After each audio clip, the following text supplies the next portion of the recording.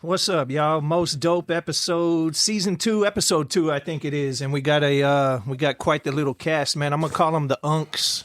I'm gonna call them the Unks of Bakersfield, man. We got some age up in here today.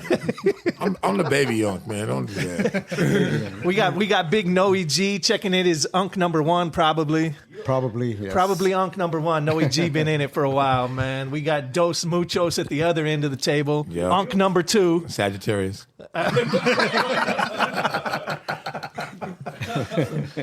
We got Henry from the Bug podcast. I think he's going to be Unk number 3, man. What up, broskies? Your boy, the Biggity Bomb over here, the Most Dope podcast. I'm enjoying a nice beverage over here. Thank you for the invite. Nice beverage, man. We got food, drinks. It's all love. We all chill. We all just take it easy, man, and enjoy the art, if you will.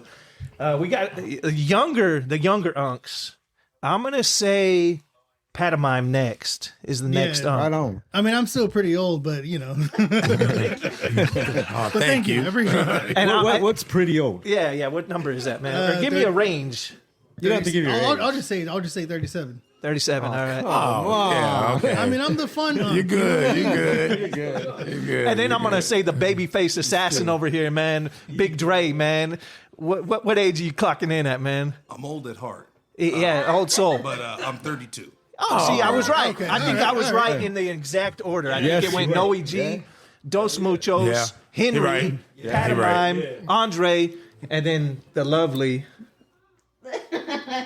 No, Queen Bee. I'm old. You're younger than all of them. No, Oh, no? no. Oh, well, whatever. 32, I call that Doesn't puppy say skin. their age. 32 is the new 16, bro. That's like puppy skin. That's how long I've been an uncle. 16. Oh, man. Hey. Early. My sisters are fast. That's all I'm saying. Anybody need Dre's sister's info, man? Hit them up after the show. All right, man. So we got quite the mix, man. Like I said, we got some Unks in here. We got some guys that have been in this for a very, very, very long time. And I'm gonna start out with Noe, man. Man, with me. This is my Man, please. this is my Is it because I have to be in bed early? No. Pantomime's next, man. I got to get him out of here for work, man. You know, he's next. Right on. But Noe, man, I've met you a couple times, man. I think I met you over at Elements before Manuel passed away. Probably. I think Chalk was out there. Okay, yeah. Met you at Elements over at That's Chalk. right. That was the first time, yeah. Or it was, was the Two Goats and a Goose. No, with the fairgrounds. That was the fairgrounds, Oh, and then fairgrounds. 2 goats, Yeah. and then the elements. All right, yeah. That's right. So something that I've noticed from you personally, man, watching your journey, not creep like, man, I promise I'm not weird, man. I ain't watch you that much, man. But Somebody watching me. I always feel like, I see you do. That's cool. I see you do more in the community, I would say, than a lot of other DJs that I see.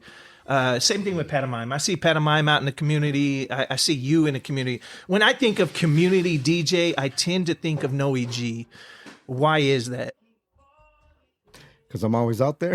Yeah. Well, I mean, you have to, like, at my age, especially in order to get booked, you have to market yourself really good out there. So I like to be involved with the community, because the community, you get all kinds of events. You're going to get either a quinceañera out of all that, doing all that. You're going to get, Sweet 16, a 20th birthday grand opening, another, like a fundraiser or something like that. Sure. So, I just like to stay locked in with the community, especially, I have a lot of clients that hire me consistently, and they're always having something. So, it's just smart for business. yeah, you got to, And you just can't be out there DJing. You have to build relationships with these people, because if you don't if you're just gonna go DJ and then leave and not communicate or somehow, like, hey, like interested or get involved somehow or something, that when you're that close and you build that relationship, then they're gonna use you all the time. You know what I mean? They'll use you all the time. So you're also the DJ that I see, I would say, most frequently out of town. Yeah. I see you travel a bit, man. I see you branch out. Yeah. I see you down in LA quite a bit. See, again, it goes with building relationships. Like, and I've been getting hooked up in Clovis a lot, and it all started with I was contracted with Walmart and Coca-Cola, Reyes Coca-Cola, some company. They had called me up to do all the grand openings, up in California. Up and down. Yeah. Up and down. And so whenever we call you, just, can you come out? I said, yeah, money's different in town because I'm not traveling, but it changes out of town. So I just want to get that clear with you. And they're all like, yeah, we're good with that. I gave them a price. Okay, cool. That's all right, cool. And so doing those events, people, they come up to you, hey, you have a car, where are you from? Yeah. We have this coming up. Yeah, call me up, let's discuss details. All right, yeah, cool. absolutely. So I go do that gig, and then, it follows. It's a mixer for DJs. Yeah. It's a mixer Pretty for much. you as a DJ. You got to make it a mixer yourself. You know what I mean? Every event, talk to your client. Even if you're not busy, kind of act like, hey, kind of help them out. Hey, what do you need? Yeah, absolutely. But just stay connected with your clients, build a relationship. And I mean, you got to be out there, out of sight, out of mind. Yeah, if they don't know that you're there, if you don't know, if they don't know if you're they see doing you at something. an event, they're gonna think, oh, let's get that. You know what I mean? Yeah. They'll call you up. Yeah, and they'll say, hey, you remember the DJ from XYZ? And they'll say, yeah, I know him. I can give you his info and hook you up. And that's how I've been getting cooked up a lot lately, even more with new people that I've noticed. They're new clients, but like I just got hired with Clinica Sierra Vista. I did one event for them. She called me again and do another one, and now she just called me again. Now they're going to have another one. So that's 3 events that I got from her. And then meeting her was at a mixer. Yeah. You know what I mean? So we connected. She goes, yeah, I remember you did this at the mixer. You DJ there and all that. Can you do we need audio. We need a podium. I got all that. I bought a podium and shit. Even if I don't have it, I started noticing that a lot of mixers were asking me, hey, do you have a podium? No, I don't. I go, okay. So I hooked up a podium. You know what I mean? Am I losing business because I don't have a podium? Yeah, so right? Boom. Yeah. Well, instead of calling somebody else for that, hey, here's your package. I got a podium now. So, audio, hey, you want some uplights too? It'll look nice for your, cool. All right, yeah, boom. So I'll shoot you the quote right now. You know what I mean? Yeah. And usually if it's like, you don't always have to charge an arm and a leg, man. Like usually, this is what I say. If it's a Monday, like this, I did a gig this past Monday, $800, bro, and I wasn't even there. But that was like, literally, I was supposed to play from 7 to 11:30. I played from 7 to 10. I was out of there by 10:15. Sure. But I always say, well, even if it was $350, $500, that's $350, $500 you're not gonna have in your pocket on Tuesday. Like, come on, like, and what are you gonna do on a fucking Monday? You're gonna sit your ass down. You're gonna do it. Like, take the fucking gig for $300. You know what I mean? If they can't afford $500 or $600. Fucking charge $300. All right. Yeah. Cool. What's wrong with $300? Do you know everybody in the world that makes $300 in one day? And in fucking 3 hours or 2 hours that you're gonna be there, and they're feeding you, and it's fun. It's something you like to do. I take those little gigs as practice. You know what I mean? I'll practice, or I'll test new music on them. You know what I mean? Those are the little gimmies. I call those gigs gimmies. You know what I mean? Because you can test them. You can play whatever you want. Yeah. There's no. It's not like you're doing a wedding. You know what I mean? It's kind of like you're just It's practice. It's fun. You're $300, man. You're gonna have in your pocket. That's the Ouija's. You know what I mean? A lot of people in I would say the younger generation, they fail to have vision, the long term, the long run. Another thing, this one small little event that I'm doing today will reach somebody in a suit or reach somebody that's ahead of somewhere that will now hire you because of that one little event that everybody else said, no, I'm not doing for $300. Yep. Well, I'm going to do it. And I'm going to turn that into a $2,000 quince next year and a $3,000 wedding the year after. And they don't see that vision, that long and seeing term. from doing the small audios and visuals that I do, like for mixers and all that brought me now to do like big. I'm not gonna say political parties. I'm not gonna say who. What party? But now they hire me to do like their galas or their big, Yeah, absolutely. you know what I mean? Where I mean, you know, that Vio Golsa guy that's running for mayor, he was at this event that I was doing the whole thing, and I was, Yeah. you know, kind of you get nervous, I mean, but that's why you always go early, set up early, and do a test run. You know what I mean? It's like you're a band or some shit. You know what I mean? You want to make sure you're gonna walk where you just go home, relax, and then you don't have to worry about it. You just walk in, turn it on, and you know everything's gonna work already. Yep. Instead of going in late, setting up, and then You got all that pressure. and then you have Yeah. shit, something's not working. You're like, fuck, you know, shit's starting. You know, what are you gonna do? You know what I mean? And I don't drink or smoke when I go do my Yeah, I events don't either. because, man, you know, I mean, I've been there back in the '80s. Fucking, you know what I mean? I had one of them bad ones one You know what I time. mean? And You're not in your right mind. You can't fix it, and it just takes you longer. You're loopy. You know what I mean? So, nah, I don't drink or smoke or anything before. After, you know, that's different. Of course. But I'm not really a big drinker, but a smoker. But yeah, I mean that's just like at work, right? Normally you're not going to drink and smoke at work, but afterwards I'm going to enjoy myself a drink and a smoke and chill and like a gentleman and conduct myself accordingly and handle business, do whatever. But I'm going to be real. I'm going to be high. Yeah. But I mean, if you really want to be, Your body's been sore all day on your feet. You want but if that's what you want to do, like longevity, like I mean, if you don't think you're gonna, because there's some DJs that are just DJing right now and all that, but they're not, you know, Connecting. You gotta put money into Social Security because later on when you're older, bro, you know what I mean, it's not gonna be easy. You're not gonna be able to get a regular job, and the DJing eventually that's gonna go away. I mean, it's gonna go away. Like I mean, I'm blessed to still be doing it. You know what I mean? But any day now, it could go away. But I worked my whole life. I DJ'd right after. You know, it wasn't like I was just. You know, I worked for Kaiser Permanente. I had a good job, you know, and everything. So once I was done with Kaiser, I started doing. I worked for the housing authority, but I always kept the job on the side. You know, because you know. Because that's what puts money into Social Security and benefits and all the intangibles. I got the 401, but I can't get into that shit until I'm 65. You know, that's still a long. You better quit eating them way. greasy ass burgers, homie. Them greasy ass burgers are gonna cut into that 401. But but that's what sucks about that is like, man, you got to wait for, you know, I'm already retired, but I have to wait now. But I have it's to wait to it's enjoy because it. I didn't retire at 65. Yeah, know what I mean? you retired early. So, yeah, Yeah. exactly. So, Yeah. you know. But yeah, you know, you gotta think of it that way. You know, you don't just think that DJing is gonna do. Right now, it's good money because you're young and you know you're making good money and all that. But are you saving? Are you putting it away? Are you Again, you know what I mean? vision and future, you gotta, long term. Yeah, you got to think about the future too. So that's going to go into a segue, man. Tell me about radio, brother. Radio's fun, man. Is it? I started radio in 1997.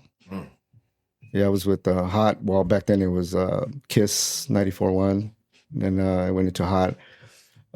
It started off, I was doing I did a concert at the Cal State, and it was Silky Fine and oh yeah, Romeo and Juliet. yeah, and I can't remember who else it was, man, but I did that show, and then Mark Feather, which was the program director for the station, he walked up to me and he goes, "Hey, can you put this shirt on?" It was a Kiss 94, and I said, "No." Are you paying me, motherfucker? That's exactly what I said. Yeah. Are you fucking paying me? Yeah, I go, well, no. He's like, oh, that's I like that. What's the reason? Because I don't work for you. So why am I going to wear it? Why am I going to represent Yeah, you? Why am yeah. I going to make you look good? Yeah, For free? Yeah. Yeah. No, But now I'm good. That was it. That was it. That's when you hit him, huh? He was like, he different. Yeah. So then, so after that, after the whole show and everything, me and my girl we were taking off, and I don't remember if we got a ride with somebody or I don't know how it happened, but he ended up telling me, "Hey, go with us. We're gonna go in the limo. We're gonna go after party or whatever." Ooh, so I asked my girl, "You want to go?" I really didn't want to go, but she's, "Let's go. Fuck it, it'll be fun." I mean, I said, "All right, fuck it." So we went in and he throws a shirt at me, and he goes, "You want to wear that shirt?" And I said, "No." He goes, "Well, the reason I wanted to talk to you after that, blah blah blah." Wants to hire you. Yeah, he goes, "I kind of wanted to see if, we're going to start a house show. I want to see if you want to be the, you know, what I mean, I know you play house, you know, because back then in the '90s, you know, the hard house was hitting, you know, so that's basically what a lot of us would. Well, we were playing everything, but most of it, there was a time when we were playing hard house. Predominantly, yeah. And so I said, all right. He said, yeah, it'll be a 8-hour show, 4 hours on Friday, 4 hours on Saturday. I said, damn, that's a lot of recording. That's a lot of time. A lot of records too, you know what I mean? Yeah. So then, you know, I thought about it. I said, well, let me think about it, you know what I mean? And he goes, yeah. I said, well, what does it pay? You know what I mean? And then, you know, he told me, and I said, oh, okay. Well, that's cool. That's you know what I mean? doable. Yeah, Yeah. that's all right. You know, hourly, you know what I mean? Like, so I go, well, fuck it.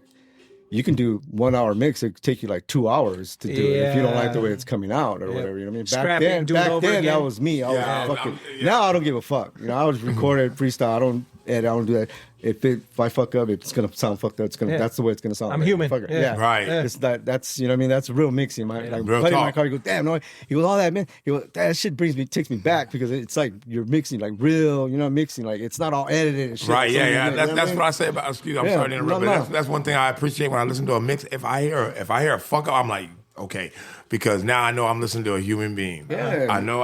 You got to have Yeah. those imperfections. And I'm not gonna sit there. I mean, I'm too old to be sitting there and doing it over and over and over. So, Yeah. but anyways, man, so I started doing the house show, and then I started. I recruited this guy named Alex Boogie and Damage. I got them too. 4 hours was too much, man. So Yeah. 8 hours, I mean. Yeah. So I gave them each like 2 hours each, 2 hours. Then I can't remember what other DJ I got. God damn it, I can't remember fucking who it was. But anyways, I recruited like 3 of them, and they were all turning them in, you know what I mean, and shit. And I was giving them a piece of the pie, you know. I'd take them dinner, whatever. And every time the numbers would come up, you know what I mean. We were number one Drop 'em at something. that hour. Yeah. Yeah, I'd take them. Let's go eat. Let's go. You know, we were a ratings party, but you know, really, it was our own little ratings party. You know what I mean, for the house show. And then after that, like after 10 years, you know what I mean, I kind of got tired. And let's cut it, you know what I mean. So we did, and then I started doing on-air weekends, and then pandemic hit and cut everybody off. You know? Yeah. So it was time though. I mean, because I was like, I don't want to be on air, you know. Hey, on 94.1, blah, blah, blah, with a bunch of 15-year-olds, you know what I mean? So I'm cool. So then Danny had hit me up about going over there to Groove. And Danny Hill. Yeah, no, that came later. P, Danny P. Danny P. Yeah, he was PD at Groove. So I said, all right, I go, well, I just want to mix. Like, I don't want to, you know what I mean? I don't want because he wanted me to be, I don't want to do all that. I just want to mix, yeah. So, and that's what I did. And then Danny Hill, some shit happened with that station, and it's funny because now I'm back. It's kind of like That was a segue, man. So yeah, you know, I mean, like I said, you're not paying me. Like I'm just sending you mixes. You know, it's just that. In other words, think of it this way: it's just another platform for you, also. You know what I mean? Yeah. It's just, you know. So I went in. I was gonna mix with Drewski, and then they got wind. I was the only one that got an email. Oh, we will no longer need your services. Like, I can't wait to shoot that email back. But Man. I'm just kidding. I hear you. Nah, but you know what I'm saying? Like, you know, and then it was just whatever. So anyways, you know, I thought about going with Drewski, you know what I mean? And then, you know, Danny Hill hit me up, and me and Danny met up, and, you know, went to breakfast, and you know, he said, yeah, I've been trying to get you over here. Well, Danny's a cool dude, man. You know, I never really knew him or sat down and talked to him, you know, like that. But he's, you know, we started to get to know him, and he's a really cool dude, man. And so I told him, you know, okay, well, I want to do this, I want to do that, and I want to have this show, and I want to do this. And he said, okay, he goes, but let's hold off on this show. He goes, until next year. Until He this goes, and one's I won't going. tell you why yet, but Got you. yeah. you know what I mean? Okay. It was already in the works. He goes, that's why I wanted to talk to you. And I said, Sure. all right, cool. You know, I don't want to say too much, but Yeah, absolutely, you know, man. Of course. so then I said, all right, cool. I said, well, let's do it then. You know what I mean? And then he goes, well, you could do. I said, I want to do a house show also. You know what I mean, just like a 2-hour show on Saturday nights. He said, all right, because I got so much dope house, man, and where am I going to play it? You know what I mean? Yeah. He goes, all right, let's do it. So, I'm the one lagging right now. I'm sorry, Danny. I'm the one lagging right now. You know what I mean? Because I still haven't sent my riders. I haven't sent my, you know, like my liners. Because Kate's gonna have to voice it all for me, you know, to get it started. So I'm lagging on that. But that's what I plan on starting on 98.1 on Rewind, and then later on, the other work will come up. It's in the you know, works, so, yeah. it'll come up somewhere else. You know. But yeah, man, that's as far as radio, and I mean, it's, you know, it's always good to. It's just a platform, you know, like something, you know, keep you out there, keep people, you know, booking you, and some people like, you know, if you're on the radio. The notoriety of, Yeah, hey, I got a yeah. DJ from the radio. I don't listen. This is my own personal opinion, but guess what? When it comes to this music, I don't care if you're making, if you're an artist, I don't care if you're a DJ or a personality.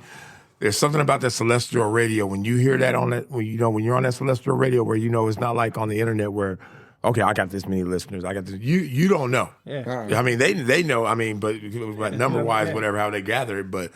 just Or to you know. can find out. You can Yeah, find yeah, out right. Yeah, how many people are I'm listening. aware. Yeah, I'm aware. I'm aware of that. But I'm saying like you know to the average person, like just to know that like, hey, just turn on the radio and you're gonna hear me. That's always gonna be something. I don't care. You know what I mean? What It's a technology? different feeling too That's a- when you Right. hear yourself. When you hear that'll your mix seal on the a radio, deal. it's a different feeling. Right. You're like, It's- damn, It'll you seal know a what deal for people. I mean, think about it. Think about every movie we've watched. You know, what I mean, if it's about an artist or something, that moment is when they hear it on the radio.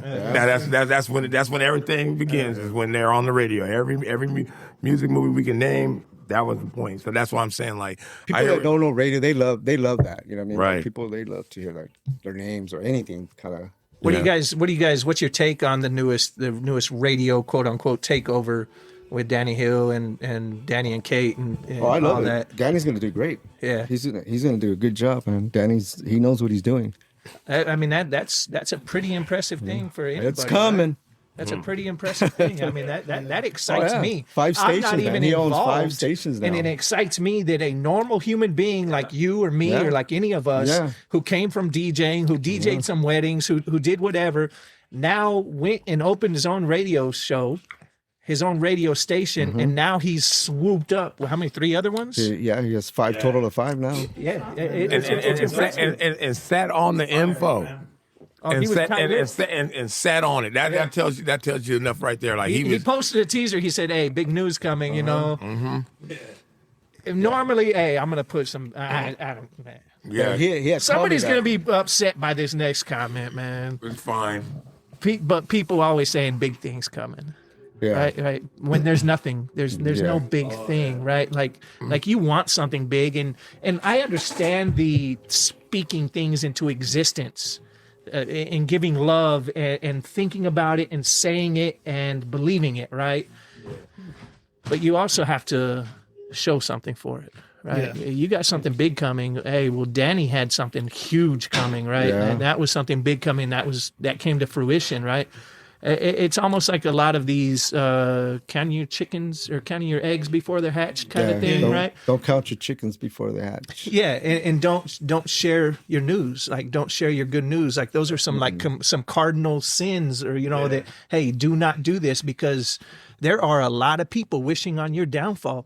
There are a lot of people rooting against you. There are a lot of people that are unhappy with themselves and are envious or jealous or hateful or whatever it may be when somebody experiences something that should be celebrated, something that should be grand and great and people should be happy for.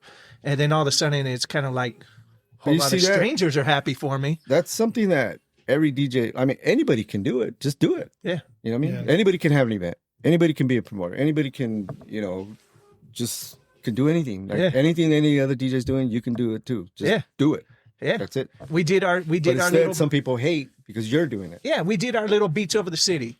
Yeah. It started from something of a wild idea that I've always had, that I wanted to perform on a rooftop somewhere. I see these goddamn YouTube that's a videos. cool, venue. That I was a see cool these little spot, YouTube too. videos, man, and these DJs are on San Francisco rooftops and just the most epic, I've done a couple of rooftops. Yeah. It's cool. Man, It's I really hate cool. you, man. It's just not here in town, but I mean, it's a cool experience. It's a vibe. Did you bring your own sound? No, I didn't have to. Oh, big dog over there had it set up for him. Yeah. Well, I mean, I'm messing with you, OG. but I'm messing with you. I mean, I wish some of the spots I wish I would have. You know what I mean? Right. But Coming nah. upstairs and shit. My homie Moosey, Chris Boogie, he's in LA. He used to DJ, he's OG DJ with me. And I mean, like we did VDALs, we did everything. But now that's what he does now in LA. He goes and sets up all the sound system for all like DJs and all. And that's where he gets paid. And sometimes I said, "What are you doing this weekend?" He goes, "I got a couple parties. All right, I'm gonna be in LA. Pick me up." All right, cool. Pick me up. And I just cruise around with him. Help I him just out? go to LA to go eat. We go eat. Yeah. I just go help him out and check out the spots. Shit. The mansion. That's what I'm seeing all the time. Hey, Yeah. Mansions, hey, this you know. motherfucker stay up in the motel Mondays, don't he?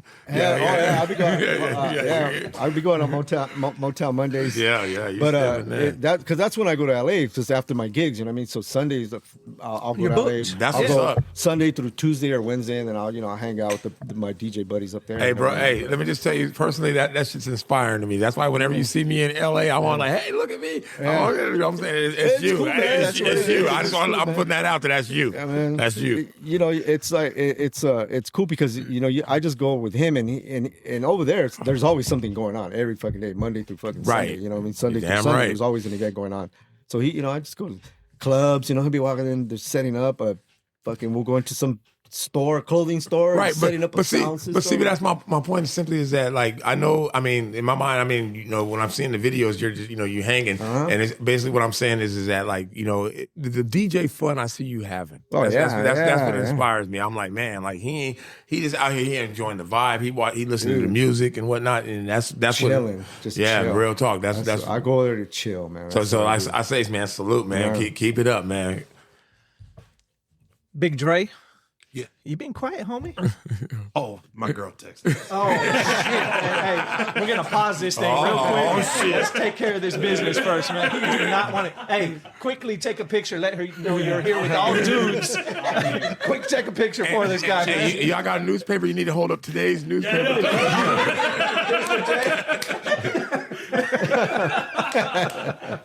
Hey, but Big Dre just got married recently. Congratulations, bro. Congratulations. Most definitely. Oh yeah. man. Big congrats. Stay on it then. Okay, like Report in, check in. I won't even give you shit about it, homie. Check in. I don't gotta check in. She's already here, man. I'm good. She knows what I'm doing all the time. Pantomime, how you doing, brother? Pretty good, man. How about yourself? Man, hey, I'm a little jealous, man. I'm gonna tell you right now, I'm a What did little I do? jealous of you, man. What did But I do? look, Pantomime hooks me up every once in a while. I've gotten some gigs from Pantomime. He slides in my way. He can't do them. He's busy, whatever else. Respect. So Thanks. first and foremost, thank you for that. Yeah, no problem. Secondly, what the fuck with the guitar, man? Oh, that. Yeah, that You got is- the hard rock guitar. Yeah, the hard rock guitar. I mean, we got invited to the soft opening, the VIP opening, and we also got invited to the grand opening, even to perform out there too. Man, it was a lot of fun. Thanks, man. man, salute. What Yeah.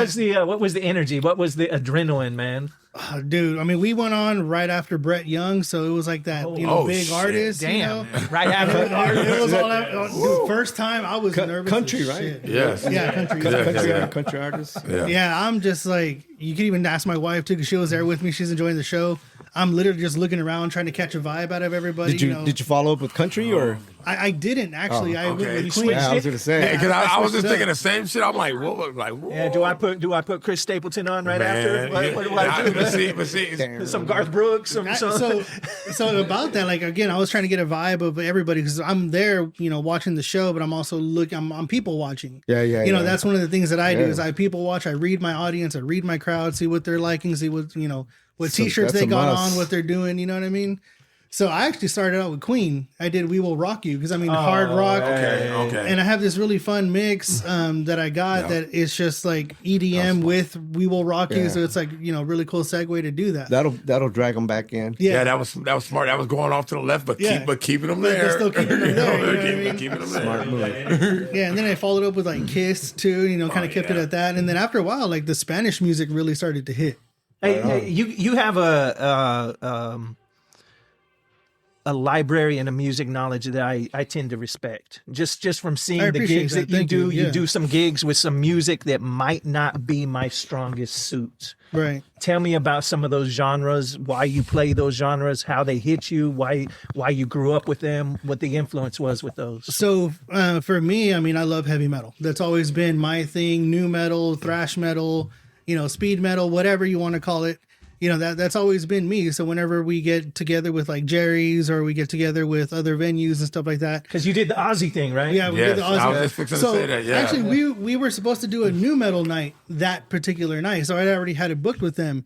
And then we got the sad news that Ozzy passed, and I'm like, dude, that was like my idol. You know what I mean? Damn. I always told like my family, if he dies, I got to take a few days off of work. I'm gonna take bereavement. You know what I mean? Like, where the unks, that was my uncle. You know what I mean? Like that was my uncle Ozzy. You know what I mean?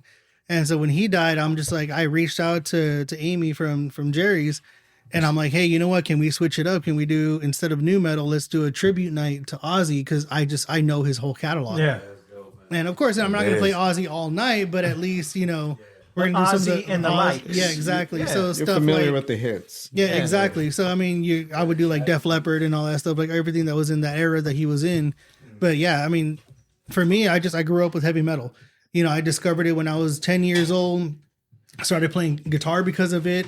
So actually, DJing was like the furthest thing from my mind back then. Yeah. You know, I've always said, like, I'm a guitarist first. I'm a lyricist first. I'm a musician first. I'm all that stuff before I was ever a DJ.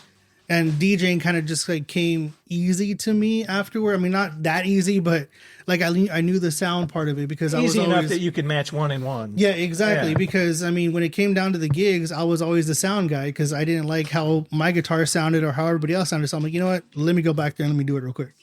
So coming to the audio part of it, like I learned that first, and then you know, like I said, I just, for me, the heavy metal thing was just, I love to play it. I never had an opportunity to play it. It wasn't until I met the people from Stage Fright Clothing. And I ended up doing a gig with them. They were doing the Nightmare on 19th Street. It was the first event that they had ever done. And I'm like, you know what, guys? Like, I love the store. I love horror. I love, you know, heavy metal. I love the whole vibe I'm of signing this. up and I'm doing it. Yeah, like, you know, I'm like, can I do this? Like, give me the opportunity. Just give me the chance. And they did. They took that chance, and I killed it, man. I mean, I got to finally play the music that I love, that means something to me. You know what I mean? And it's like, it was a lot of fun. Because as a DJ, we play for other people. Exactly. Yes. Unless we're here at the house. Right. Yeah. Right. Unless we're here at the house, we play for other people. And then when you have that one gig that aligns Yeah. with your Man. genre and music, Yeah. Yeah. then you get to go the fuck off. Hey, You I want to add on to that. I was just gonna say, and as a DJ, as a music lover, how would you have felt? Okay, if like put it like this, I don't know what the deal was, but bottom line is this: in your mind, you was like, I'm the only motherfucker that's gonna do this shit. Oh, yeah. Yeah, No, that's pretty much what right. it was. That's Like, what I was. That's yeah. his specialty. That's his wheelhouse. He was like, yeah, he was like, I don't give a fuck what's going on. I'm doing this. Yeah. That's what's up. And Hey, honestly, they could have gone with anybody else, and I would have been fine with it. But it's like, my Nah. heart was in it. Nah, Like, it nah. had to It doesn't be. mean- Nah, doesn't nah, get delivered the same way. not no situations like that. Nah. Nah, you can't just go with anybody, man. You can't just go with anybody. His mixes are Yeah, no, hey, bro. Oh, thanks. Hey, no joke. I remember seeing that Ozzy flyer and seeing your name on that motherfucker, and I'm like, okay.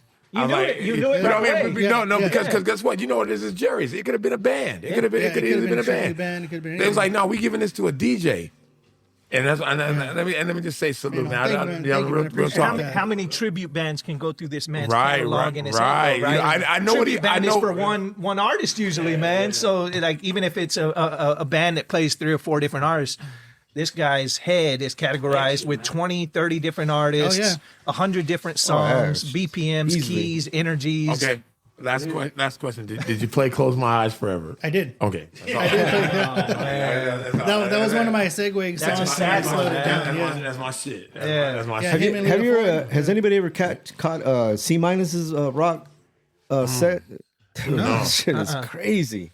Really? It's not. Yeah, it's pretty dope. C minus on YouTube? Yeah, C Minus. No, I don't know. No, well, he did it at Eric V's birthday party. He did a rock set. right. Yeah, I mean, fucking killed that set.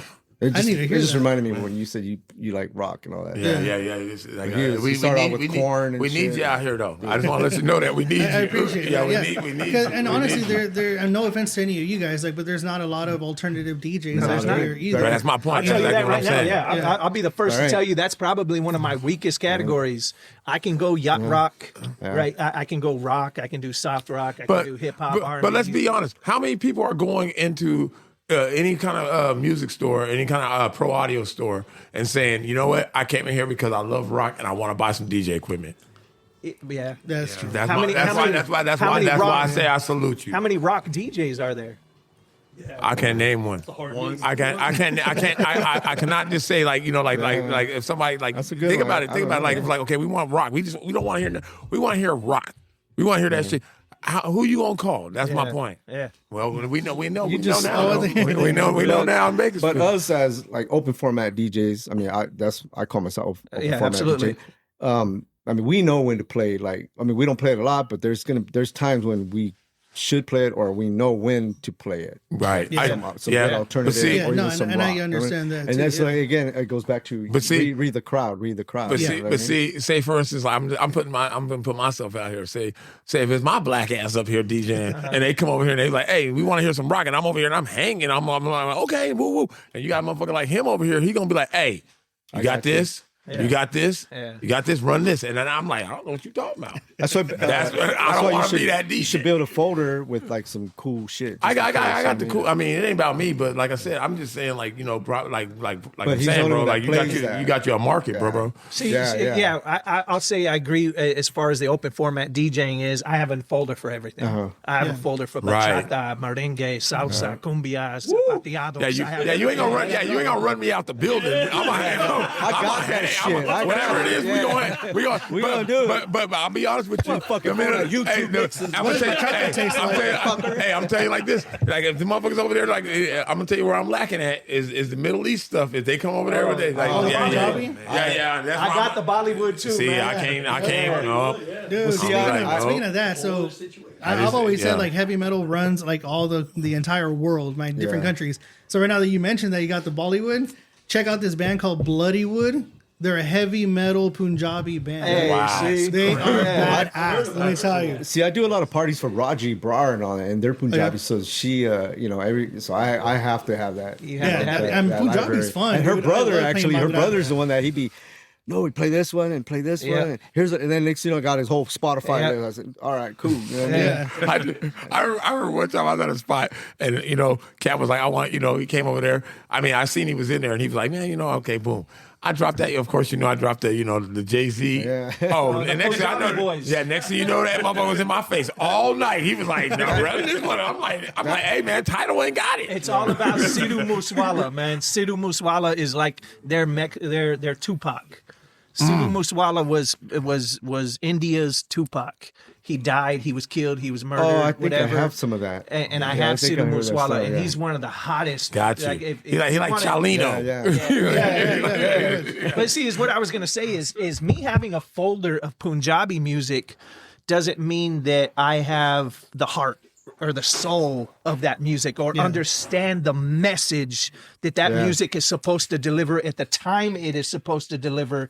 And somebody with pantomimes, his knowledge and his archive in his brain to where he knows what song hits, what song exudes what emotion, what song is at the right time, because there's Spanish songs that I'll play, at the beginning I shouldn't be playing. That's why I sat like a back. banga song That's that we're exactly why I supposed to be all sat back drunk right now. and- That's when he started talking about that, I'm like, that's me. I'm like, and that's always my hesitance is like, okay, I don't want to, because like this day music, I don't want to be able to look like a poser. Yeah. See, and that's why weddings like weddings. That's why I always start off slow with like some slow, cool shit. You know what I mean? Like, Like Yeah, the stuff that people September. love or they can actually listen during reception. sing to you know what I mean? and just bob their head to and all that, but it's not La the good flor, stuff. Yeah. como la flor, and then you kind of start building up the energy. Yeah, you know what I mean? You start building up the energy. Yeah, and that's what you then gotta do. end of the night, you're fucking playing, some fucking ain't no fun. And Yeah, shit, you're playing you know all what the I mean? hood shit, Yeah. all the classics, Yeah. all the bangers, and, all the. and I'll tell you this much: political people, they party, man. Oh, no, I've done a couple myself, Yeah, yeah. you start off all all professional. You got work. Ty You comes got up work real them in there. I like to poke them open. Like I'm like, let me drop some Bruno And real then this quick. was dropping something off the one, just drop a some bang. Bruno, and then next thing you know, you see where they moving. Next thing you know, man, it's like they're requesting fucking Tupac and shit. You know what I mean? It's Yeah, like, they are. They want the diss songs. It went from all rich to fucking hood. You know what I mean? Like, damn, well, I got you, shit. You know what I mean? Hey, one of my best weddings I ever did was a country wedding up in Woody. Just north of here, right before Porterville. Right, you just crank off into the mountains or whatever, and it was country. It was like 300 people, but it was country, like cowboy hats and Wranglers and boots and LL Bean or something, whatever they wear, man. Like You gotta be ready to rock anything. I I was going with you till you said whatever. I was like, okay, that ain't what they. Okay, we poking fun now. Okay. And yeah, just like Noe's experience, man. I was trying to play it safe. I was hitting Patsy Cline and I was hitting George Strait and all these classic country. And then I was mixing in some soft rock and trying to. And then they're coming up to me. We want Too Short. I was like, Jesus Christ, what?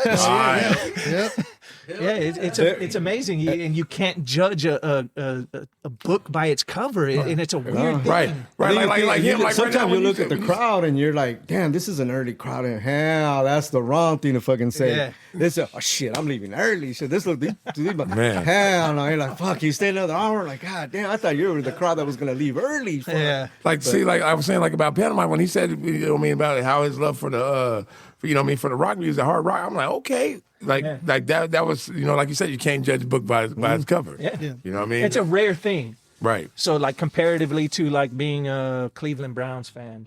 If you're a Cleveland Browns fan, you're definitely a fucking Cleveland Browns fan as bad as they suck, right? Hey, I'm an Arizona Cardinals fan. And I'm a Raider fan, so I understand, man. Like, we're fucking terrible, man. If you're a Raider fan, you've been losing for 25 years. Like, I trust that you're a Raider fan. You're dead. Yeah. Damn right. I trust that you are a Raider fan because nobody wants to go through 25 miserable fucking years of losing and failing and sucking. Okay. Let me take it back. I'm an Arizona Cardinal fan and a Chargers fan. Okay, and I remember the year 2000. The Chargers, we didn't win nothing but one game.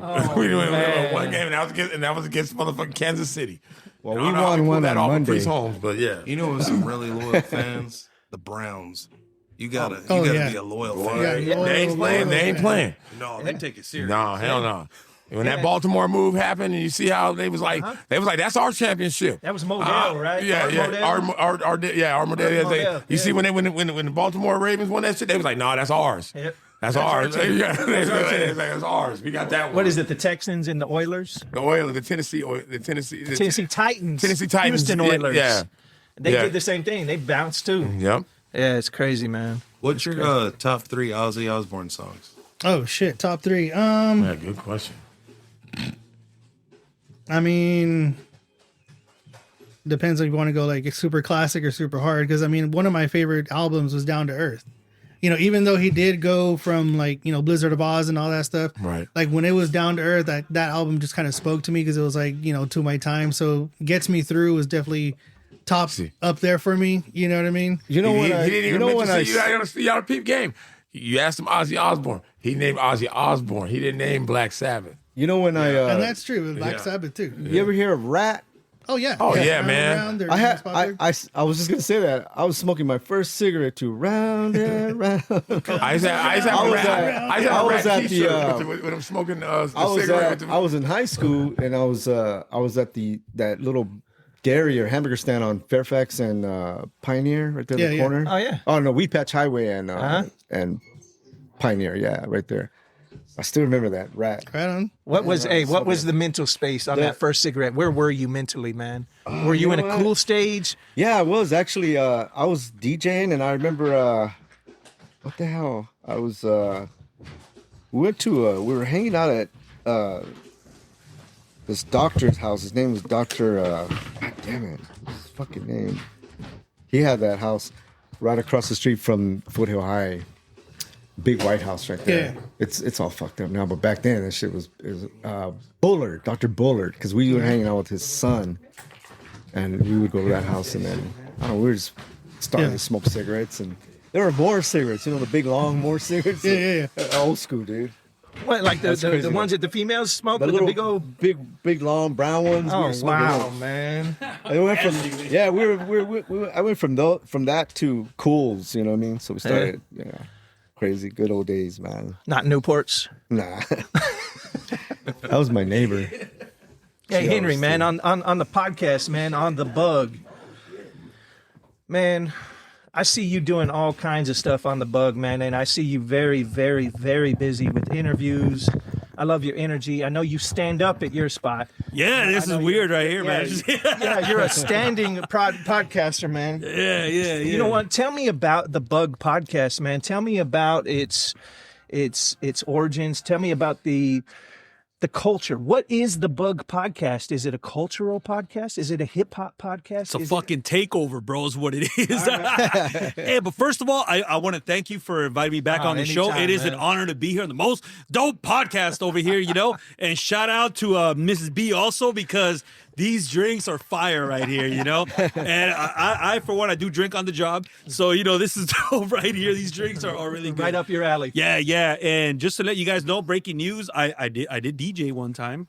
I did. Right. I picked all the wrong songs. Let's make it more than once, brother. Let's make it more I will than be once. down. I am a huge fan of music, radio. OG, we're talking about it. I grew up listening to talk radio, Howard Stern, Big Boy in the Morning, back when I lived over there in San Fernando Valley. So I'm big talk radio, music, all of that. I did try to DJ one time, but it didn't go that great. We should try again. We should try again. We should try multiple times. We should. I feel like I can put in at least 2 minutes of good mixes right there, You got it, brother. But no, man, much respect to all the DJs out there for real though, because without the DJ, there is no party. And I've always said that, and that's with any genre, so that's this is cool. I love listening to this show because I learn a lot about DJing too. I've had Pantomime on my show, and he actually mixed. You did some like EDM shit, huh? I did some on EDM, live right there on the show, and I was just like, oh shit! I was blown away. So that's stuff that once again, I feel like Bakersfield has different DJs out here, and all of them are fucking good, man. So this is dope right here. Shout out to everybody out there, everybody that's listening out there too. Hey, Cheetos! Shout out to Cheeto. He slid There you in. go. He slid in. He had a little scratch in the throat, man. So we were afraid he might be contagious. So we said, "Hey, you got to get out of here. Yeah, you can't be Some here. of us have to work, man." Zoom my call. boy. You got to zoom it in. That's my boy right there, Cheeto. You got to FaceTime that shit. I gotta admit, Cheeto's one cool dude, man. He's a good friend. Yeah, Good friend. shout he's out, a for good real. friend, man. Yeah, I never knew Cheeto. I hang just, out with Cheeto a lot, and he's just like he's a I good never friend. knew any of you guys. Never knew him. I started following him, following you, following a bunch of people on social media because, just love for the DJ thing. That's it. And I want to see everybody else's experience and everything else. For real, man. Cheeto, man, never knew the guy. Hit him up, talk to him about lighting and stuff, projection. Like, he's crazy about that shit. He's he crazy loves about the the whole visuals. situation. And I was so impressed with him, right? I was like, I got to have that. I want to do that as well. And then he told me how much it was, and I was like, nah, never mind. But hey, long story that short, brings a lot to the party. yeah, and not to interrupt you, brother, but Cheeto came out to one of my DJ gigs that I did off the rails. It was a Mac Miller night. It was a tribute to Mac Miller. It was on his birthday. I said a thing about Cheeto too. He shows love everybody. He showed love. That was the biggest thing for me is he showed love. Noe G has showed love. Everybody here has showed love, and it's something that means a lot to me. So I'm going to shout out Cheeto since he wasn't able to be for here. real. Yeah. But tell us about the podcast and about the feel for it, the genre of it, the whole idea of it. It's just me talking bullshit, man. It's pretty much what it is. I interview a lot of musicians, a lot of rappers. Anything that has to do with music, man, I'm huge on that. I'm big on lyrics, man. That's like my shit. So I break down lyrics. We get the real stories behind every single track from all our guests. I've had DJs on, and I'm hoping that after tonight, I can go ahead and book some more DJs out here, because that's one of the things I love, man. Music brings everybody together, Right on. And once it doesn't matter what genre, man, I'm into all types of shit, and I love talking music. Anything that has to do with music, whether it's the production side, recording, lyrics, anything, So that's what we chatted up. We don't just do music, man. We do. I've had authors on TV show guests. We've had artists out there. We just had some. An art gallery that's going to be coming up. We did that. For other stuff. I too. talk to It's like everybody. that. We've had that's Ted. good. That's a good thing to do, though. Yeah, we've had Ted Bundy's brother, Rich Bundy. I mean, we've had him on, and we got crazy stories. We do true crime stories too. We've had Olivia LaVoice, who used to work here. She works for iHeartRadio now. She was a news reporter here who reported on the Osuna. I remember Olivia. The Bakersfield 3 case. We had her on. And true crime. We do a little bit of everything, So the door's open for anybody that has a story that wants to come in. Just last night we interviewed a 16-year-old rapper, and it was like, dude, this guy is like, he's doing his thing, Local rapper? That's awesome. Yeah, local rapper, and Run It Up Sosa. Shout out to him, and he has a tragic story, but he's putting it all all that negative energy is putting it into like music. A conduit. And, so he's it's like directing it. Yeah, exactly. So, there's a youngster that could have been in the streets doing some stupid shit, right? Taking it out on the world. But nah, man, I think he's impacting the world in a different way, in a positive way, So it's just artists like that. I love to support local artists out here.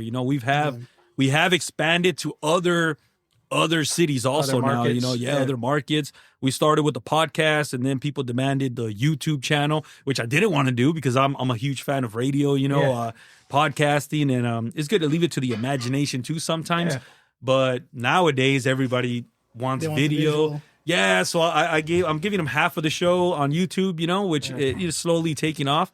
But we do a little bit of everything, man. A little bit of everything. What do you think it's about for you, the Bug Podcast as a whole, as your project?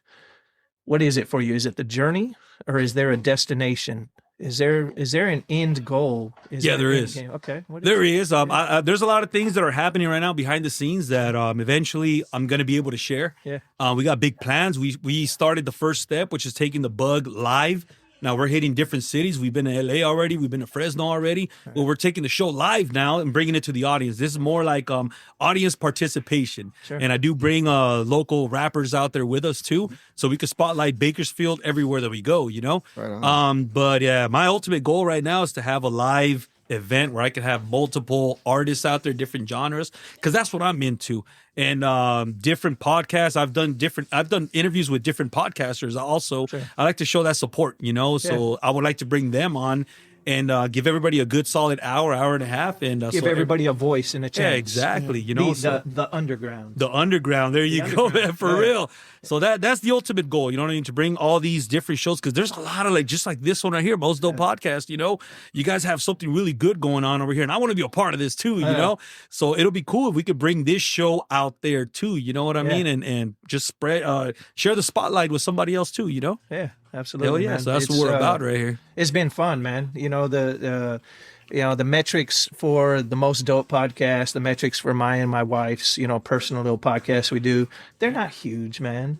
They get like 200, 300 views, listens. Yeah, whatever, but that's right? something more than what you had last any year. Any views is good views. The thing that excites me the most is seeing other states and countries that have listened to it. It's wild that they have chose somebody from Pakistan chose to listen to the Most Dope Podcast, which means they probably had to learn English at some point or another, the language itself, right? Yeah. And B is a DJ in such a remote region or somewhere that we feel is like, I hate to say third world, right? But but that's where it's at, though. Yeah. I mean, it's not America. It's not what we're used to. It's not, it's a trip, though, just to know that. Yeah.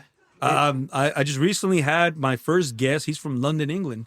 Oh. So I was gonna use my accent, but nah, man, it's a trip just to be like, hey, man, how did you hear about us? I was like, oh yeah, Bakersfield. There's a lot of artists that are from there. I'm like, oh shit, that's fucking dope right there. Yeah, it's a crazy thing, man. Big Dre. Yeah. What have you been up to, man? Besides getting married. I'm actually going to start DJing at the farmer's market. Oh, really? Over at Hagen Oaks? Gosford, Hagen Oaks? Yeah, right at the Kaiser. I DJ'd out there once for 502 Coffee. Oh, okay. It was fun, man. It was a blast. Good people. Everybody enjoyed it, man. Play a little bit of something for everybody. Yeah. Extremely open format, man. A lot of people go out to that, too. Hell yeah. I met Martin. He helps run Martin? it. Yeah. He came into Stella's because I normally DJ over there. He liked my vibe. He's like, I want to get you out here. I was like, okay, cool. Let's do it. That's exactly what Noe was talking about when he's talking about doing these other gigs. And, is Stella's paying you $800? No. But, hey, I just hooked up with the dude that runs the farmer's market, and I got another gig out of it. Yeah. So, I'm not complaining. It's just like any promotion is good promotion, brother, even when they talk shit about you. That's the best promotion. Because everybody likes to listen to that. Everybody got an opinion. I love hearing the shit about me, too. And you know what? And I mean, I talk shit. You know what I mean? We all talk shit. You know what I mean? Let's be real. You know what I mean? But I'm going to say it. I'm going to tell you. I'm not going to say it behind your back. Oh, you know what I mean? Yeah. And that's the difference. You know what I mean? But like I said, any shit. I mean, there's talking shit and there's like just talking shit. You know what I mean? Sometimes, you're saying it just so that, okay, maybe, I mean, if you can't take constructive criticism, then maybe you shouldn't be where you're doing what you're doing. You know what I mean? Yeah, for real. You know what I mean, like there's certain rappers here in town that they got mad at me. Like, dude, I'm this one. I'm not gonna say who, but I was drunk one night and I just told her, I said, you know what? You fucking suck. I know. No, what I said is that you have a good voice. Use that voice because I've heard you sing with your voice. Yeah. Throw that other one. Oh, they're trying to use something else that's not authentic. Throw that other voice away because that right there sucks. She went, "No, Jesus." I go, "Yeah, I did say that." I go, because nobody else is telling them. You know what I mean? At least you're honest, right? Yeah. Yeah. And I noticed now that it's kind of changed a little bit with them. You know what I mean? Now they sound good. You know what I mean? It's like, man, And that rapper is Drake. and that's Drake. No. But I mean, it's just like, I mean, I don't, I'm not. I mean, a lot of people say I'm an asshole, but it's because of that. You know what I mean? I mean, I'm guessing. You know what I mean? And I don't know, but I mean, I just. Just keep it real, man. Like, you know what I mean? Just, Even if people have a problem with it, they still respect the person that keeps it real with them in the long run. They'll be like, hey, Drake came up to me and he said, hey, this was kind of sketchy, man. You might need to tighten up on that transition or do whatever, right? Just constructive criticism, and people be getting upset and shit. But and even I think most people will take some kind of like, hey man, like that, some type of but in the long run, in the hour after, in the day after, you realize that it came from a good place. It wasn't from an evil place. It wasn't from I'm trying to shit on you. It was from a place where I've been there, I've done it, I care about you, I see that you care about your craft. Let me give you that little tad bit of information that might help you just tighten your craft up some more. Like, just build a better overall set and overall performance, overall whatever it may be. Yeah, that is true. A lot of them are stuck in that gimmick, though, huh? Yeah. It's I've had several times where they wanted to get down with me on the show, but I tell them how it is. Change your. I don't know. I don't know, man. Just take that little constructive criticism. Yeah, you took the time to listen to their music, and hey, man, this and that. You could choose to take it, or you could choose not to. I'm not criticizing like mixing or anything like that, because we're not all perfect in mixing. Even me, I mean, as you get older, you're mixing kind of blah. You know what I mean? Unless you're doing it every day, which I don't do every day. You know what I mean? I just, I do it when I'm recording or if I have a gig. But my mixing sucks. Yeah, you know what I mean? It's like you know what I mean? Just. Like you're wiring or something. You know what I mean? I'll be like, hey, dude, what's that wiring? Like, you're cool, but fuck, man, you got a nice set of. Cover all your wires, dude. Like, you know what I mean? And clean up. Shit like that. You know what I mean? Tidy up. Tidy up. Take some pride in what you're doing, what you're displaying, and what you're performing. Take some pride in That's your going to art. say a lot about you when the client sees you. You know what I mean? That's true. That's a nice set. Oh, they'll look over other things. They'll look over other unimportant things. What is Look, you this? had shoes in the dryer on one transition. Fuck, who cares? It was a good song to another good song. Yeah. He has a clean setup. He's professional. He's likable. He's personable. He's good to work with. I'm good. I don't care about the shitty one transition that it didn't nail perfectly, because they don't even hear it anyways. This guy might hear it. He might hear it, and I might hear it. People that have an ear for it, DJs hear it. Yeah, we hear it. Yeah. But the common person, people on the dance They don't They're give. dancing, They don't bro. give a shit. They're drunk, they're high, they're dancing. They don't care. They don't care, man. Go Dre, I back wanted to ask you. Have you done farmers markets and all that before? Was I the used first to one? do the so you guys know the food truck thing right Yeah, there yeah, off of Rosedale? Uh-huh. I was in okay. there for a while. Because see, one thing I've always said, like one of the smartest decisions I ever made was actually get into pop-ups and get into markets. Because pretty much like once COVID hit, like all that started popping up everywhere. No pun intended. Yeah. But they're like pop-ups are everywhere now, which is a good thing, because there's a lot of people that during COVID, during the lockdowns, they got into their craft and they really started making all these really cool items, whether it's like woodworking, wood burning, or even cups, mugs, tumblers, whatever. And one of the smartest things I ever did was actually get into that, because that's going to take you a lot of places too. You're going to meet a lot of different people. Yep. So definitely, I mean, have fun, be you. And trust me, you're going to get that attention too, man. Because that's how my name got out there. And trust me, you're going to book a lot of stuff out of that. And you get to play everything. You get to play whatever a little you bit want. of everything. A little bit of everything. Kind of like Noe said earlier, I use those as practice. You know what I mean? Like, can this song hit? Will this song hit?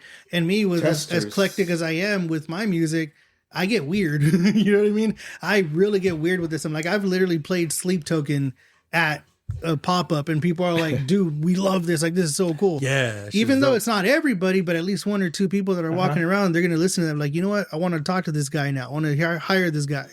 You know Yeah, what I like mean? So Monday night, I was I DJed, and I thought it was gonna be like, you know, they were gonna start partying and all that, you know. So I took lights and all this shit, and you know, for the money they were paying me, you know what I mean. But I just pretty much just played for dinner music, like while they were eating dinner. And after that, they drank a little bit, and boom, you know, it was done.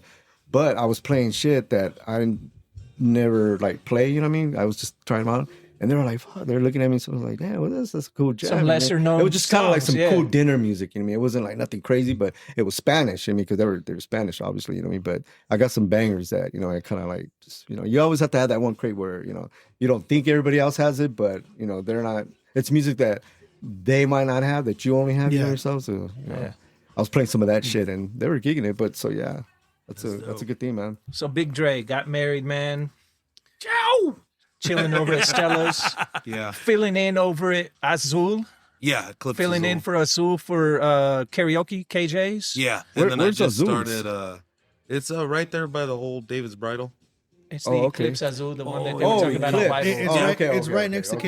Yeah, I know where it's at, but there's like 4 names. I heard Yeah, like 4 Eclipse names. but it's Azul like- is what I know it by. Yeah. okay. that's- Eclipse is what I've known it when. That's like the first time they opened it, right? It was called Eclipse, wasn't it? Or I think so. I think it was. I'm not 100%. I know I like going there. It gets crazy. So you're over there at Stella's. When are you at Stella's, man? I've been doing Fridays. All right. I started doing the Belvedere actually on Thursdays. Oh, right. And then those yeah. private Is gigs. Belvedere the one over on Columbus? Brundage. Yeah. My cousin Yeah. Eloise always promotes for them. Oh yeah, right next to the is it right mobile. here? Yeah, Yeah, that's It's right here around the corner. Yeah, yeah, yeah, that's right okay. here. Yeah, That's right. They got they have a pool league in there, so it's chill. I was helping my boy Daniel move the other day from his old spot on the way out west to he moved off damn near over where we live right here. He was like, yeah, man, I went into that Belvedere the other day and it was really fucking cool. Yeah, they have good bands and shit over there. Do they really? They do on Saturday. Yeah. My cousin Eloise promotes it. She's always there. Right here by the gas station on She the corner. lives there, man. Heck yeah. There's a bar She's right always there. doing stuff there. Yeah. You guys being DJs for a while, do you think it's worth going to like the conventions? Like, what do you mean convention? Like, 'Cause I'm there's- going there's to the- totally different Like ones. NOM, like the hardware conventions? No, or- I'm going to the Mobile DJ Expo, the one in Vegas in Okay. February. Really? The slash photo booth one. Send me the info, man. Oh, I might go. Heck yeah. Well, Kyle Brown told me about it. I know you guys know him. Yeah. But I thought it was cool because I wanted to get some more experience and I like being more hands-on. Yeah. I just started school too, actually, to do audio production at Full Sail. Oh, hell yeah. nice. So Right on. just trying to do a little bit. Hey, you know here who and there. does that, man, is Illflow. Oh, yeah? Illflow has a music engineering background. Oh, that's dope. So you might be able to definitely run some shit off of Illflow and talk to him about it. You guys would probably, he knows all about that shit, man. I think he went to a school in LA for it. Oh, heck yeah. Yeah. So Illflow's been through that sound engineering school. He's been through Beat Junkies, so you guys might, Heck yeah. you might have to hit Going him back up, to man. that, I mean, that question, I mean, like you're interested in it. I mean, if it has something to do with all that, then yeah, it'd be worth it to go. Some people just go to go fucking party and, you know what I mean? For all the wrong reasons. Yeah, Shit. yeah. If you go to learn and to hear some new stuff, I mean, definitely go for it. I mean, Yeah. I would. I Yeah. definitely would. I would Yeah, too. that's pretty dope right there. Hell And yeah. I've always wanted to go to NAMM. And then Yeah, equipment, yeah. you know what I mean? Equipment wise, stuff like that, it's good to learn. But yeah. Heck yeah. And then plus it's a trip to Vegas, man. Like Yeah. Noe said, Yeah. if you go and it's great. Works If out you for go you. and it's not great. I'm still in Vegas, Yeah. motherfucker. There's plenty to do out here. Yeah. Yeah, I'm still in Vegas. I'm good, man. I'm good. What's a track, man, that you guys always go to personally? A track that you might not play out in the wild, man, but it resonates with you personally. Some kind of It's going to sound funny, hey, man, but it's a genre swap. So it's a 80s version of WAP. oh, really? Really? Yeah. It's by Jay Diggs. Oh, really? Nobody knows unless Oh, if you listen to the shit. lyrics. All right. All right. But it sounds like Midnight Star. Oh, it's wow. great. Yeah. It's You just bust out with that whenever. and you see them too. They be like nodding their head and just kind of going along. And I'm like, they don't know. And then what it they're connects. listening Do you ever see it connect with anybody? Light bulb? Sometimes. Like, Sometimes and they'd be like, That is dope, man.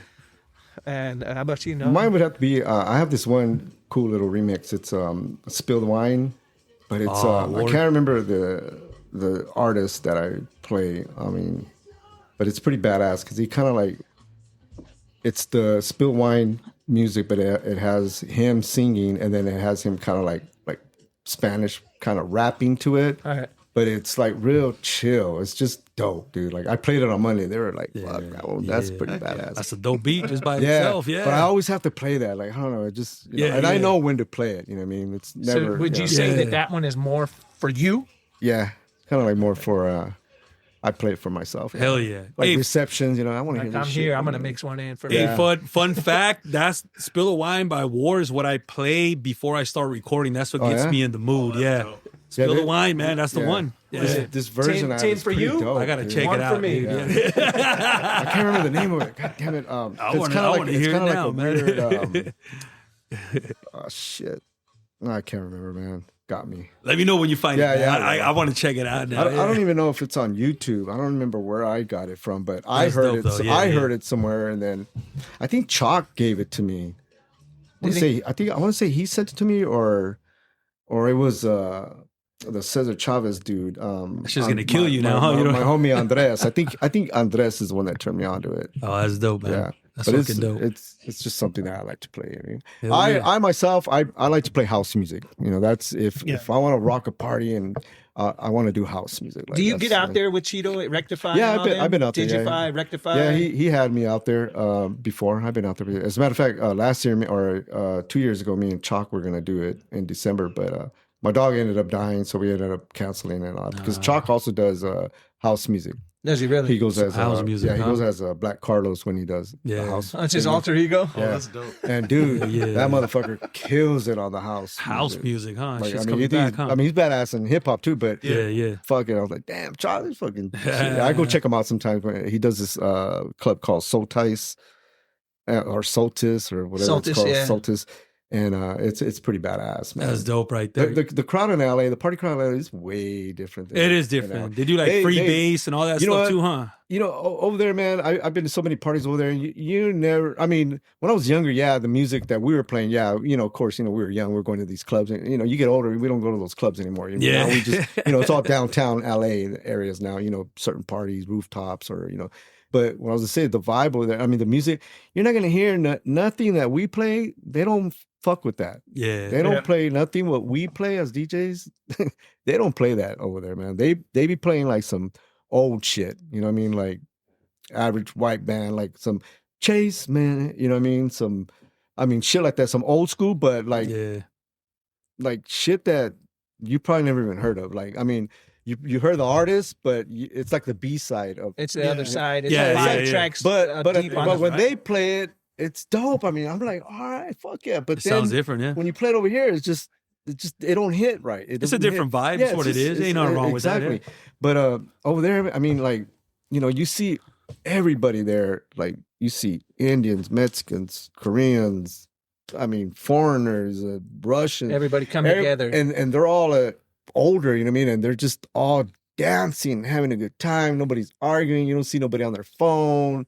It's just a whole. That's It's why a I like to different go vibe. there. Yeah. You go over here and you're just like, fuck, man. It's just like, I don't know, man. Yeah, it ain't nothing wrong with it, but it is Nah. a different vibe. Yeah, it is a is. different And I do know, vibe, like in LA, they do a lot of free bass. Do you ever Yeah. fuck with that kind of music? Lina Santiago, she used to have some back in the day. Yeah. Like That's the, what they fuck the with over there. freestyle stuff, the disco stuff. Yeah, Yeah, I yeah. love that shit. Oh Yeah. yeah, I did a wedding not too long ago, and where I played all that Mondelez, the Oh, hell Forbidden Lover, Yeah, the yeah. Spin It. Oh, dude, and they were, literally they were dancing to it. Yeah, you know I was what's like, up then with fuck, that, yeah. man, hell yeah, Mondelez. Then once I knew, okay, I'm in LA. Once you had that hook. This is what they like. LA. I mean, LA was.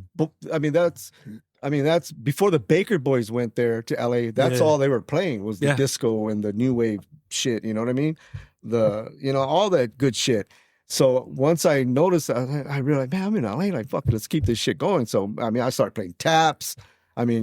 This is where. Then I went to some hard house, and they were fucking loving it. I mean, they ate it up. And then of course, all right, fuck, I had enough of that shit. Let's give them a break. Throw on a cumbia, you know what I mean, and salsa. They like salsa a lot. Yeah, So yeah. you play that shit, and then okay, the people that love that they go, and then you see a different crowd coming. Yeah, in. yeah, You yeah. keep it going in until you start seeing little people leaving. Okay, now what Bring am I them gonna back what am I in. gonna Yeah. bring them back? Yeah, Well, how yeah. am I gonna keep them out there? Then okay, let's try this. You testing, and then all right, this is working. Keep it at that. You know what I mean? But it's always gonna be Yeah. old school or like. Norsetta, all that shit, Little Susie, you know what I mean? Oh, hell yeah. They eat it up. They get that freestyle down there. Yeah. Yeah, it's fucking. It's a vibe out there. The freestyle kind of, but it's more the disco that they like. You know what I mean? The Mandalay, like I said, the taps and the Forbidden Lover, all that shit. The Blue Mondays, And they actually dance the salsa Oh, yeah. music out there. Oh, huh? yeah. It's kind of hard to get people to dance salsa over here. Oh, You do yeah. salsa night at. We got. I was gonna ask you Havana about that. Night Yeah, in I got Legends. We've I been got doing invited that. out there. Yeah, Yeah, to we've been go. doing that every month, man, for a that year and a ended half up that now. ended up That's being awesome, good. man. Is It's it? been Yeah. great, man. We get 150, 200, 250 That's people fucking out dope. there, Really man. good. Because I Yeah. got invited by this one chick that I met, right? And she sent me the flyer. She said, "You know how to dance salsa?" I'm like, "Fuck yeah, I do." So then I saw the flyer. Said DJ Gordy B. That's a homeboy right there. So I was gonna go. Then we lost contact. But yeah, that's fucking dope. Yeah. That's cool. They got like I've been like wanting to salsa check it out, man. lessons. But every time you have it, I'm booked. Like, Yeah, what I mean? you know So it's what? like, fuck, That's man. cool though. Same- That's same cool. But thing. I love that music. I like to see them. Yeah. Cumbia is another thing that I like to DJ. That's Like, different. when I do Yeah. a cumbia set, man, like literally they fucking stay out there, and I'm like, Because that's the easiest thing to dance I'm feeling too. it too. Yeah. You know what I mean? And then of course, you got to break it down. You know what I mean? Yeah. You But- throw a bachata in there, they Yeah, slowly start to yeah. set, but you throw a salsa, there's Yeah. not too many people that can dance it out here. No, But that's still dope though. The salsa music, beautiful music. I man. love it. Oh, yeah, hell yeah. we get all of it. We do the salsa, the merengue, the bachata.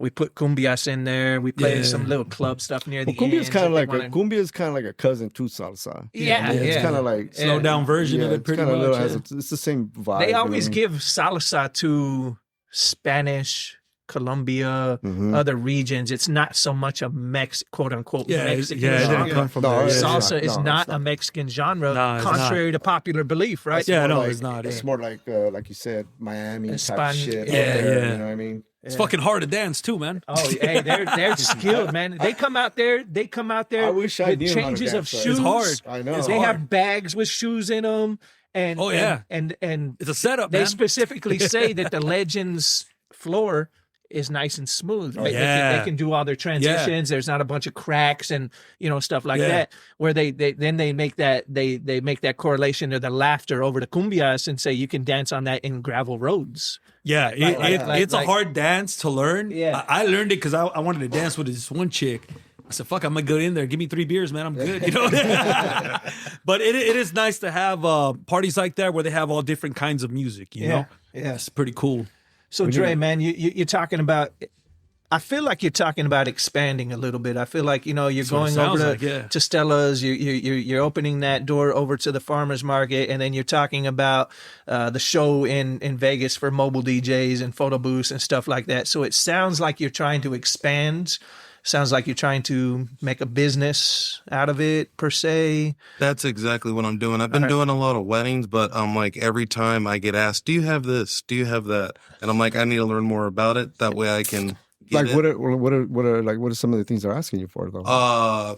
Photo booth Oh, okay. is like a big one. So you don't do like a package though, like No, because I have a lot of stuff, but I don't have like photo booth Yeah, or yeah. anything like that, and that's what I need to. uplighting stuff like that. Yeah. That's where the money's at too. And like I said, man, Photo booths and all that. Then everybody that's been on the podcast, I welcome everybody into whatever equipment I have. So Yeah. if you need cold sparks, just hit me up. I'll rent them to you, rent them to your customer at another value. So you're both making money. So it makes Yeah. sense. Same thing with That's the how you photo do it. booths. If you need a photo booth, hit me up. I'll hook you up. $100, $200, charge your client $400, $500, break me off, get your money. Everybody wins, everybody grows. And eventually you buy your own photo booth, right? Eventually you buy your old cold sparks. You take those profits from those add-on sales and you dip them into one little container and you say, that's my growth container. That's where I'm going to buy that photo booth for $1,500. That's where I'm going to buy the cold sparks for $700, whatever it may be. But yeah, everybody's always welcome There ain't to. no 700. Hey, so DJing is not just you playing music up there with your equipment. Now it has expanded to having a have to have the photo whole booth, production now, a yeah. 360 camera, the whole balloon setup. An That's experience. Well, I mean, wild, man. you figure they're gonna get it anyways from somebody else, so why not get it from you where you Oh, can charge okay, them? okay. You know what I mean? Yeah, your yeah. price can go up, And you're already there. You get get to watch your own shit. Yeah. You're already there. If they get the photo booth That is from me, true. I drop my photo booths off and I bounce. Yeah, yeah, Like, yeah. it's a completely autonomous unit. It's Yeah. like a microwave. You go up to it, you can't fuck it up. See, I don't- You put your time in, you hit start, and you're done. Yeah, I don't you make have your a, money I don't back have a photo eventually. booth, but I got a girl that she gives it to me for cheap, and then so I Yeah. add it to mine, and then she goes, and fucking I have somebody. interesting, He yeah. goes and he runs it for me. You know what I mean? I just break him off Yeah, the yeah. money. That's the and- way to and do that's it, I man. don't have to do nothing, but I made $700 off that. Yeah, Yeah. that's Photo interesting. booth, So you know what I mean? you're the whole party pretty much. Yeah. Oh, I mean, yeah. Well, I mean, if you have all the equipment, like most of the No, yeah, time, yeah. it's co-sparks, numbers, Low fog. Yeah, I don't like to do the low Yeah. fog. It's- We've had hit and miss with it. I man. tried to do that one time, and it just ended up being a mess. I said, Mm-hmm. I'm not offering that because I just got hit up for that, and I kind of talked her out of it. I go, you really gonna, kind of some of that. So yeah, maybe you're right. Maybe not. That's all right. Cool. You know what I mean? So cold sparks. Uplighting. Uplighting's important. You know what I mean? Yeah. And it all. I mean, they're gonna get that whole. They're gonna get your package, but it all depends on how you sell yourself and how you sell it. That's 'Cause interesting. Yeah, You know what I mean? Like sometimes, I mean, like I start off at $1,500, and that's just me regular That's DJ minimum. backyard party with a light, and that's Yep. it. You know what I mean? For 4 or 5 hours, maybe no longer than that. which you know is what pretty good. Because that's a Yeah, long yeah. goddamn time. man. Yeah, 5 hours is a long fucking time. Especially yeah. if it's not filler music, like you hit a fucking Spotify playlist for dinner. Yeah, music yeah, or yeah. something. Yeah. If you're mixing for 4 or 5 fucking hours, man, Yeah. it truly is Tetris on level 9. For Like, you're fucking- doing it. You're like- physically And doing it. and, Yeah. and I like to do that. I don't like to play mixes a lot. Some DJs like to play mixes. Oh, it's just dinner, but they don't realize that I like to play myself because then you find music that I'm going through, because it's just dinner. You mean, so you're like, let me play this shit. I mean, Yeah, yeah. And then you find music that like, oh shit, like They man, I love it. forgot about this song. Yeah. Like, you know what I Yeah. mean, so then I'm gonna throw this over here. I'm gonna make a crate for that shit because I forgot about it. So now I have it over here. I won't forget about it for next time. You know what I mean? Yeah. So it kind of brings back because you're not playing everything at every party. You know what I mean? Your set Yeah, at every party yeah, is yeah, different. for real. So sometimes you'll find music that you're like, oh shit, you forgot about it. That's a banger, or people like it. You know what I mean? You play it and you see everybody go up like, oh shit, I forgot about this song. You know what I mean?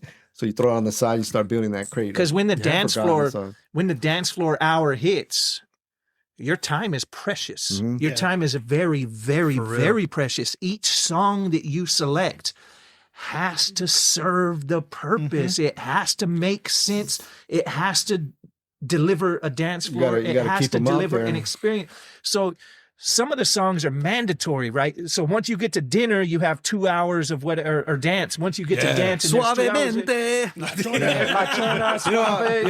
I try to stay away from all that. I don't even remember when the last time I played. They actually asked for it on Monday, but I didn't even play it. Like that La Chona. Yeah, it's too much. It's too much. Caballo, Dorado. Yeah. I don't play none of that. If you ask for it and you're bugging, I might play it. Yeah. But if you're not, nobody's asking. Hey, for it I had don't enough even time. play It had enough time on the I don't list even already. ask for it. But you're right. Like after you're done with Yeah. the reception on, it's already like 8, 7, sometimes 7:30. You know what I mean? Yeah. But and you do have like a couple hours. If your gig's gonna end at 10, so most venues are ending at 10 anyways. You know what I mean? Yeah. 11 o'clock, the latest now. I remember back in the days, Oh, man, yeah. doing a fucking wedding from 3 p.m. Yep. And we get out of there like fucking 1. 4, The next 5 a.m. Yep. Because we had to take all these fucking speakers. And now I think about it, man, I used to play the hottest song and take all my bass bottom shit. Now it's like 2 fucking speakers. Yeah. And I think, man, back then I didn't even need all that shit. You know what I mean? But it was just different. You know what I mean? It was Yeah, it's a different vibe. We had to have the bass bottom, and then we had to have our highs, and then our mids, and then Your mids, your they were all highs, yeah. separate speakers. They weren't all in one speaker Yeah. like they are now. And they were Yeah, not like all driven. technology has changed. It's shrunk now. It's just fucking nothing. yeah, know you don't have to what I take mean? crates of Just take a vinyl controller anymore, and everything's CDs. on the controller. But back then it was like, you Yeah. had your 2 fucking amps, your Yeah. whatever, all this bullshit, and wires, and then your fucking 6 crates of, Yeah. 2 crates of old school, 2 crates of hip hop, 1 crate of new wave. One That's all you had freestyle. too, right? Yeah. To play like that. Yeah. Isn't that And Hey, fucking you want to take in fascinating now? requests that weren't on your vinyl? Yeah, You're like, yeah. no, I don't have it. Yeah. And I and the don't have it. Spanish For real. and my Spanish, back then there was not, well, if there were, I didn't know where to get them at. It was the Spanish records, you know what I mean? So I would always take my cassette player. So I Oh, would yeah, cassette yeah. player with all my turntable shit, and then my So you used to Spanish, mix my plug in Spanish auxiliary? I would just throw it on, and then all right, boom, fucking, that's the song. You know what I mean? Spanish. You know, That's right, fucking- right, stop and push, stop. You gotta Yeah, get that was- creative, man. Yeah, Okay, yeah. that was gonna be my question. Did you Yeah. guys ever fuck with like CDs or even vinyl on your no, mixes? Well, after the cassettes, I went to CDs. Of course, I had to get a CD player because then You had that briefcase like I did. There was no more. There was no more. No, I would do turntables. The CDs were just for like Spanish or anything else that I didn't have. Yeah, yeah. That I couldn't get on vinyl, and it was only on CD or something. So Yeah. that, and then from there, fuck, it just technology changed. After that, Everything changes Well, with time. recording. For us, when we would record for the radio station, it went from DAT to mini disc, all these little things. Yeah, yeah. But that never went into the DJing part. No. Yeah, yeah. It stopped at CDs. Like, Nah, see, Yeah. my journey with the whole DJing thing started digital. It started with Digital, MP3s. okay. It started with Digital, surround. too. I'm going backwards. I'm Yeah. going to vinyl. Yeah. I'm going. So 'cause- are you having to mark Yeah. a spot with Yeah, the you chalk? put the you know, sticker, put or the sticker on, Okay, whatever. yeah. Like going back to vinyl and learning vinyl, and then That's fucking again, dope, man. something that the vinyl aficionados, the original vinyl DJs talk about is the audible beat matching, right? Not the visual shit, not Yeah, the yeah. waveforms, not watching all of this shit. you gotta know Put a your paper over it. You got to know Yeah. your numbers. Put a paper over it. Don't look at that motherfucker. Don't Yeah. look at it. Put a paper over it. Close the laptop lid to where you can't see it, and then start doing it and just over and over and adjustment over, speeding it up, slowing it down. It's not easy because Yeah. you gotta. It's like, I mean, now it's easy because you got the BPMs, but back then, Yeah, back then we there had wasn't any you of had to that. count your BPMs. You know what Yeah. I mean? So that's how. And then even then, I mean, you get a record and you're like, shit, what can I? You know what I mean? If you're not familiar with the records, then you're not gonna know. What You have to song. be intimately Yeah, familiar. Yeah. And that's I that had was that- us back in the days. Like, all right, shit, Yeah. all right, what's next? Boom, And see, I have that respect for the originals, right? The Oh, OGs yeah, man. that I Oh yeah. feel like I'm not as whole or complete of a DJ as if I don't go backwards, if I don't go to Yeah. vinyl, if I don't experience those struggles Yeah, and the knowledge and everything else. And ultimately, it's just going to make me a better DJ in the end anyways. Yeah, it's good to know. Yeah. I had that conversation with Dos Muchos, right? Before I found out he's still alive and shit. He was at my pad, right? And we're just going back and forth. Hey, have you ever heard this artist? Or so I played the vinyl for him. He was like, what track is that? And we're talking about this shit. And he's somebody that knows a lot about, Yes. old school hip hop and And everything. Dos Muchos has an elephant brain. Oh, hell He yeah. has an elephant Yeah. brain, Hell man. yeah. He remembers fucking Oh, everything. hell yeah, he does. He remembers where he was the last day of school in 7th grade. He Yeah. fucking remembers, man. I have a Yeah. friend like that, man. It's incredible. That's interesting. He's homeless, you know what I mean? But he was like schizophrenic. He was cool back in the days, but now he kind of He's you know, little he's gone. he's having trouble. But that motherfucker remembers every party that I've DJed at because he used to go and help me sometimes. You know what I mean? I remember one time he had like maybe 4 or 5 crates, and then tried to put them down and Oh, they fell that's over. the worst thing that can Yeah. happen. I mean, They rolled out of their crazy, sleeves huh? and everything, Yeah, man. yeah. Now what? Now you got to look for your hip hop. There you are. Like, God damn it. You know what I mean? That's the worst. But that dude, man, like you said, Elephant Brain, he remembers. Like, yeah, remember that party we used to do on Pacific? Yeah, it was a backyard party. Yeah, remember you DJing and then people started shooting in the front and this and that. I was like, what? He goes, yeah, they put you inside and whoa, whoa. And I had to grab all your records and I'm like, fuck, any you? And I was like, oh yeah, that's right. You remember that shit? Shit, man. That's Yeah. funny, huh? That's funny. But yeah, man, there's some people that just have that. Have you guys ever remembered a track that you guys put on the playlist, boom, and it fucked up the whole vibe? Oh yeah. Everybody Oh, yeah, remembers we that, all- right? we all have It's- that. it Hands was of a- mine. it- You want to? It was a guest's request, and I my dumbass put guest it on, request, man. huh? My dumbass put it, and I've learned since then. I still accept requests, but we call them suggestions now, right? Still accept suggestions, and I tell everybody at the beginning, like when I introduce myself, hey, my name's Gordy B. I'm going to be your DJ and MC tonight. Just to let you know, I do take requests if they fit in with what we're doing, Yep, and it's you always not. got to Oh, you announce let it them first. know. Yeah. I kind of put it out there as a warning, Yeah, so they yeah, don't think yeah. I'm just one of them asshole DJs that be like, nah, fuck you, I ain't taking Yeah, your yeah, request. yeah. You leave it open. Yeah. What yeah. was yours, man? I don't remember. It was a request, and it was like some weird off the wall type thing, and I'm just like, I don't know about this, but I played it anyway. It was like a B-side type thing. Yeah. Okay. That only that person knew, and I'm like, okay, well, whatever you want. Oh, you didn't know the song. I didn't even know the song. Okay. Yeah. Okay. Yeah, it just Those are true salespeople, man. Yeah. If they can sell you, hey man, this is a hit. Everybody's gonna love it. Play it. Yeah. I promise Yeah. you. I straight up tell them, I said, you know what, I'll play it, but not right now because it's just No, you're and I gonna, tell them you're, that, you're too. gonna kill my vibe, bro. Like seriously, Yeah. they go, oh yeah, just play it. I said, okay, cool, and they forget, man. Oh, they do. Yeah. They forget. Do you remember the song, no, I don't remember the song. Gordy? Do you remember the song that the request that it was? Mine was very interesting, man. Mine was a Oaxacan song. Oh, Oaxacan song. All right. you didn't know about it. You just said, all right, man, I'm gonna become Didn't a know play. anything. I was trying to be cultural. I was trying to be diverse. I was trying to give Yeah, everybody there something. Like, Yeah. One of my favorite things to do is especially in the Bakersfield crowd and for the Punjabi crowd, I have a lot of Punjabi people at events that I go to for some reason or another. If I'm over at Highgate Elementary, they have a pretty high population of Really? Punjabi Really? Indian people with their kids. Very in nice school people there. too, man. Yeah, Oh, yeah, the- yeah. the Like, nicest, yeah. most Oh yeah, nicest.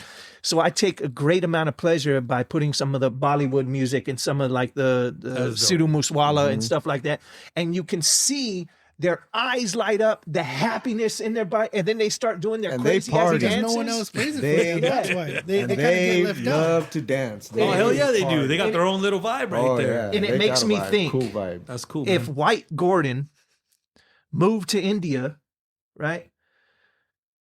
I would love for a DJ to recognize that I was American and to play something, quote unquote, that he Yeah. thinks that I would love, that I Yeah, can relate to, yeah. I recognize. Otherwise, Yeah, there's a that bunch would of be dope, Punjabi yeah. music. I have no idea. Yeah, for real, I love though. it. For I real. love the beats. I love the energy. I don't Yeah. understand a single word. yeah, but But if somebody took the time out of their day to single my ass out of a Yeah, crowd yeah. and say, that This is white for boy, you. that white boy Yeah. needs some Garth Brooks or something, right? Like, I'm not a big country You went fan, there, but yeah, if he did it for me, I Yeah. would take it, and I would take it as a badge of honor, Yeah. appreciation. Yeah, That's you're true. right. That's You're true right what about you're saying, that, yeah. too. That's true. what Yeah. you're and saying. you already got the dance moves down. I saw you moving around Oh, right man, now. they dance, they party, man. I love my Punjabi people. No, and I can Yeah, actually hell relate yeah. to that too because I've also DJ'd for the BC commencement, and during the fireworks they wanted DJ to do mixes and stuff, and they told me to do it pre-recorded.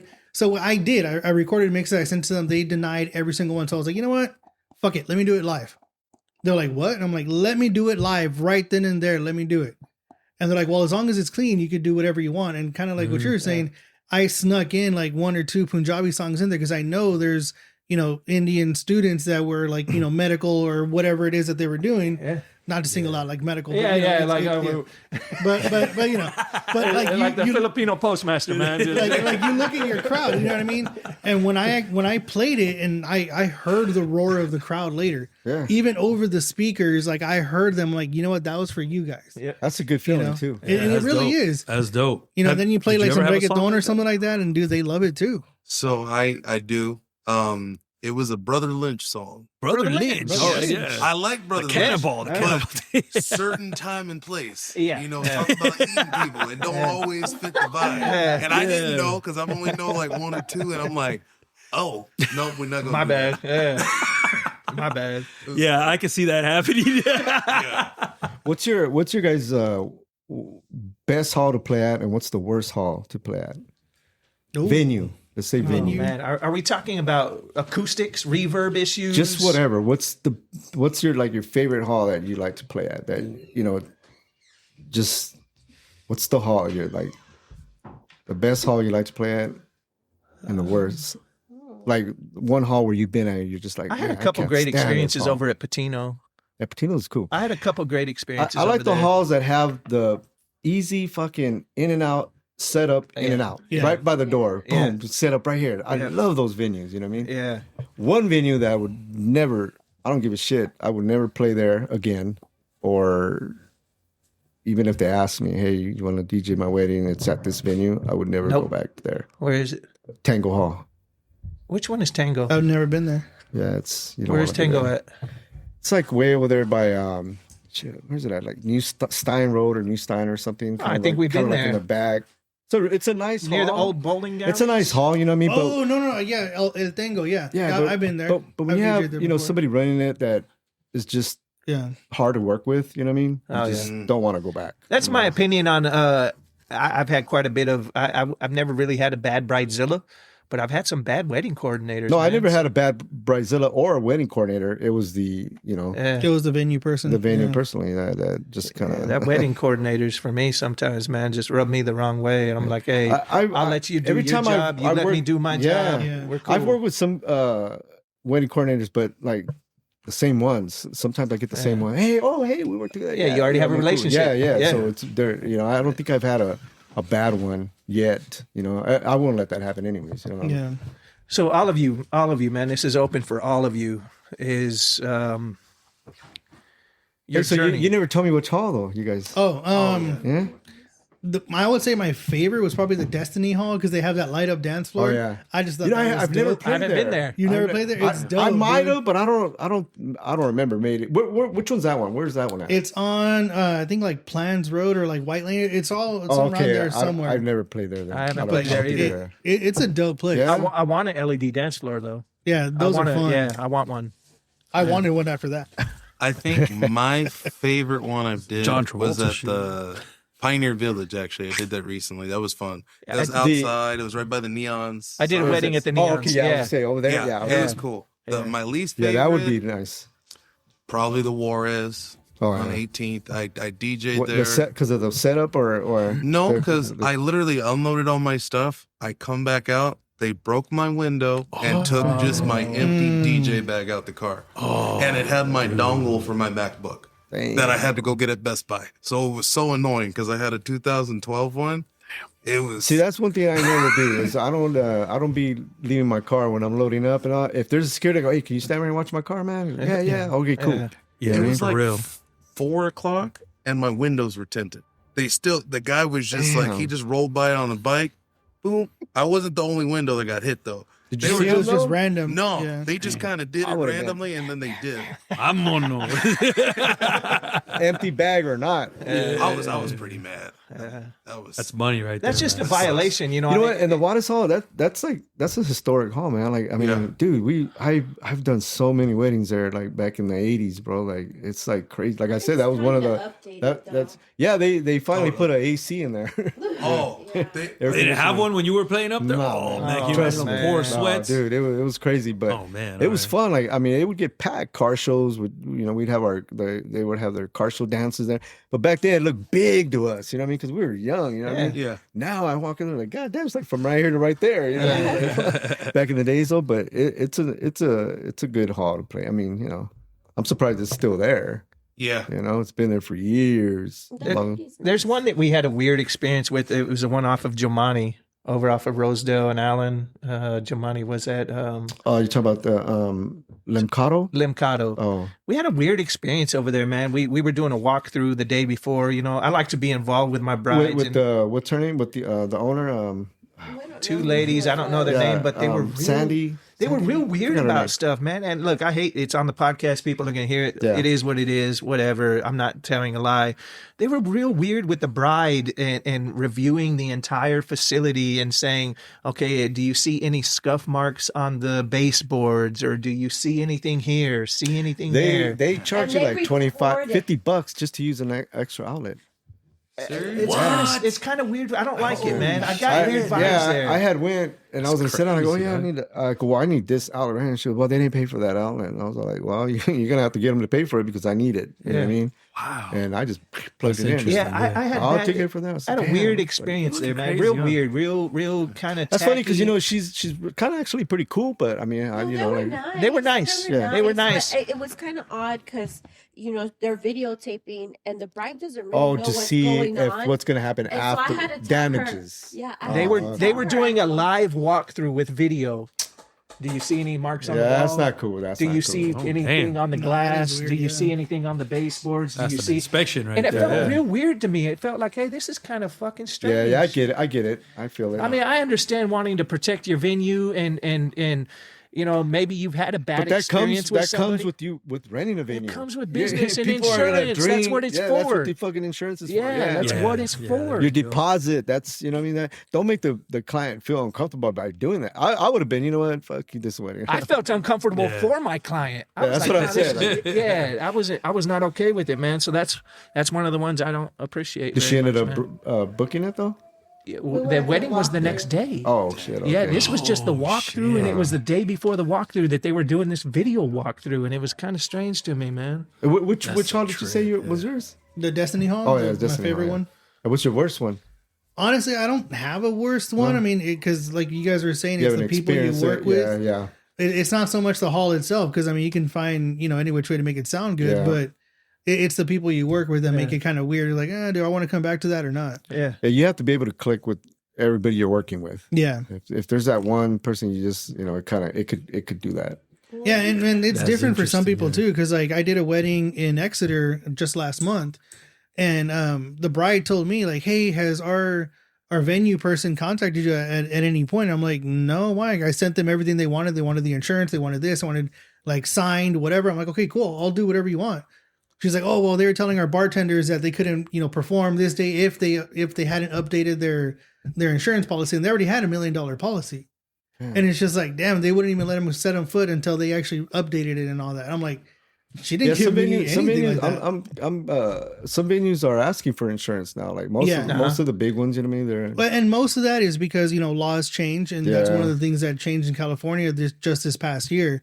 So now a lot of venues are asking their vendors to have insurance because their insurance is not going to cover them anymore. You know where I suspect some of it came from was social media and cold sparks catching on fire and things That's of that nature. probably it, I yeah. think that's what's driven a lot of these venues is fear or ignorance or not being educated on cold sparks or the appropriate powder or the appropriate height or any of the other things that go into it. And I suspect that's where quite a bit of the insurance, because we use Canopy, we use insurance Canopy, and we'll use it for a 1 day thing, or we'll get it all and we'll cover our gear for a year and everything else that comes with it. But yeah, we had to do the same thing. We, business That's license, interesting. LLC, everything. We I have none of that shit. I just do insurance if they ask for it. That's it. But, I'm more That's what I'm trying to do. I mean, since I've been DJing, LLC and stuff too. yeah, her I dad. I should have maybe gotten that, but now it's like her too dad old to is be doing all that. some brilliant paralegal lawyer, whatever. He's He knows crazy what's smart. up, yeah. We just gave him the information. He created our LLC, and we were I'm out. daddy's girl. So. Yeah. So that's the only reason we got That's interesting. What's his name? Well, he's not an attorney. He's like paralegal. He does it on the he's an side. accountant. Like my dad has so many bachelor degrees. Oh, okay. There's a little It's- bit of everything. Yeah, I get he's it. really, really smart. Hell yeah. But I just Jack of asked all him, trades. Hey, Yeah, Dad, there you the go. LLC, and he'll just do it. Those are the good ones that know And how then to he- the other day do he all that, texted 'cause me. I don't have no idea. The other day he texted me. He said, "Sweetie, don't forget your year's coming up. You need to pay for this." We had to pay for our LLC renewal or something, $20 or $30 for a year, whatever it Yeah. is. Yeah, And- but he has it in his system. It's already on his calendar, so he Lets him lets her know, know, yeah. hey, you need to renew it. which is good, yeah. yeah, It's good because to we know, wouldn't yeah. have renewed it otherwise. We Hell yeah. don't know anything better. Yo, I'm big on technology, guys, and I want you guys' opinion. How do you feel about the decks that are coming out? They're like this small. Hercules has one, DJI has one. I have you guys one in my ever? studio, man. I have Really? one connected to my Mac Mini. I want to see that. Yeah, But yeah, so okay. So how do you guys feel about the that? Have you little guys controllers? the little small ones? Yeah, it looks just like what you have over here, but it's just really shrunken down. Yeah, How do you no, guys feel about it? Have you guys ever messed with it I've never messed with it, but yeah, I've me seen neither. them before, and I think they're kind of cool to like have at home and practice on. to practice on? why Okay, not? yeah. I don't. It's too small for me. I don't. It's small? I need. Yeah. Yeah, I need. You need the You need that I my- space, yeah. I need that space. Yeah, I can't. Yeah, so I can't. Yeah. okay, I can't so do that. this is the one I wanted to buy. I had no idea you had it. I mean, if No, you want to man. like mess with it and stuff like that, yeah, I guess that would be good. You know what I mean? for practice, Yeah. but Is that I wireless? understand. Yeah, or where- having it at the pad. You know what I mean? that Like wireless? in Yeah. bed, you know, or something. okay. but can you do a party with this right here? You And could. mix You live. could. You I'm sure could, you could, but them jog wheels on there are very, very, very small. It's like putting your pinky on them. For me, that's a travel unit. I take it to my mom's in Ohio. I take it wherever I'm going, so I can work on music, so I can Where's the plugs? though? set cue point Oh, on they're the not here. sides. Yeah, but Left okay, side and okay, right okay, side. Okay. Oh, Yeah, okay. they don't have XLRs or anything, so you have to take a mini jack to a RCA to whatever and convert a couple times. But yeah, This is dope right here. I Just take take a that just so monitor, I can play take with a stuff. monitor, little monitor. Oh, okay. So Yeah. does this have everything that you have there? Is it missing anything? Well, it's missing the EQ a little bit. The EQ. So okay, it so it has doesn't the have. bass filter down there, so you can that top button in the middle, it says bass filter, top white. Oh yeah, right. So that controls those lower two knobs, and you can either choose, I want to choose a filter or I want to cut the bass. So Okay. it doesn't have your highs, your mids, and your lows to where you can manipulate your EQ and you can blend more beautifully, right? Yeah. You have But the basic. But it does the job. Yeah. This it'll is do dope right here. Yeah, this is the one I was looking at actually. You This could, is man. fucking dope right here. Yeah, okay. you could. There's nothing to it, man. I took it to Ohio with us a couple weeks ago. I was working on music at mom's house, setting cue points, just playing with transitions and shit like that. Just, I like to This stay. is dope. I've never seen it in person. This is actually pretty fucking small. Yeah, it's small. They have one that I like. That's it's battery powered. It's rechargeable. Yeah, I was going to say, is the that- Alpha or something. Oh, yeah. And it's The Alpha about this Theta. big. It's about this big, and I think it's white, and it has a rechargeable battery, and it lasts for like 10 hours or something. Oh shit. And nowadays they have battery powered mixers. See, I don't like, yeah. I don't like Actually has anything one. battery powered because I want Eventually my it's gonna run redundancy. I out. just yeah. can't. I just don't trust it. Is it Yeah. a countdown in your head? Okay, it's gonna last it's as like, long. Is I it get gonna it. yeah. last that long? You know what I mean? Redundancy is good, but otherwise the only time I use battery is like on my alto buskers, my little mobile speakers. I use them for ceremonies, Yeah. especially Yeah. if I'm at a venue where the ceremonies are one end, Yeah. and Manji Gardens.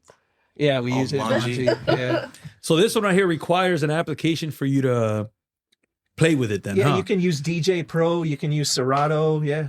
Oh, okay. This is dope right here, man. Yeah, This and is dope. I DJ like Pro that. you can use on your phone, on your tablet. You can use DJ Pro on either of those. Yeah, I fuck with DJI on the phones and tablets just to mess with it, Yeah. But yeah, it's pretty cool right here. I like this. Yeah, it's not bad, man.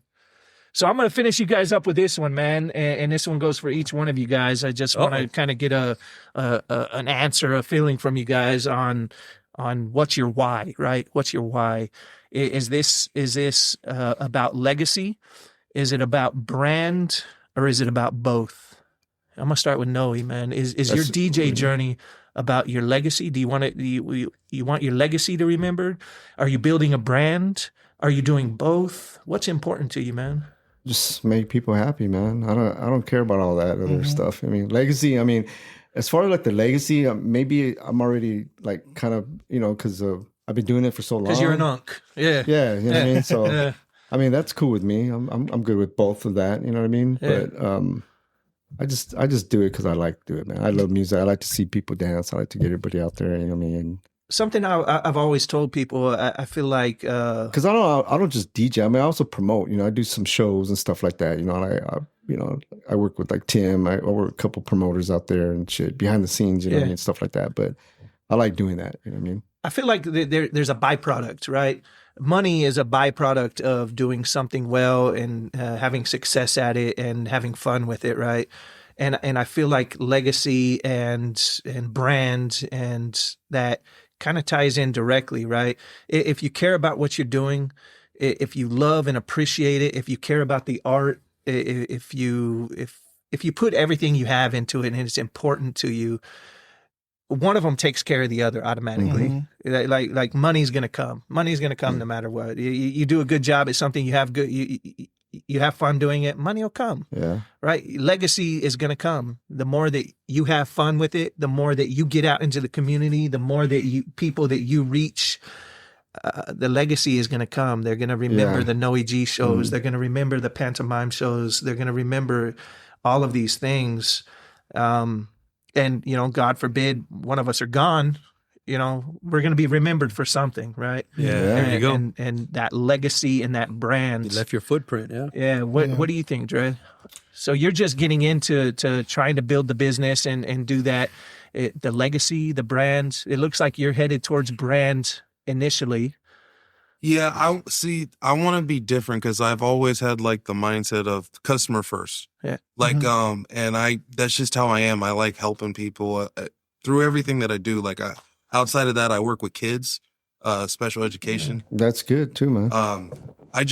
I really feel like if I can make the difference on like a bride's day and help, even with the little in between things. I think you kind of mentioned it. Yeah, it's important. I just naturally, like, sometimes you're the coordinator. Yep. Yeah, all the Sometimes time. you got to Yeah. step up. Yeah, all the Yeah. time. All the time. I remember one time a caterer was there and he messed it up. He's bombing. Yeah, and they hired him, and I had to make sure like things were going. I had to help put the menus. I had to help him assemble the chafing Yeah. dishes. Oh hell yeah. And I just did it.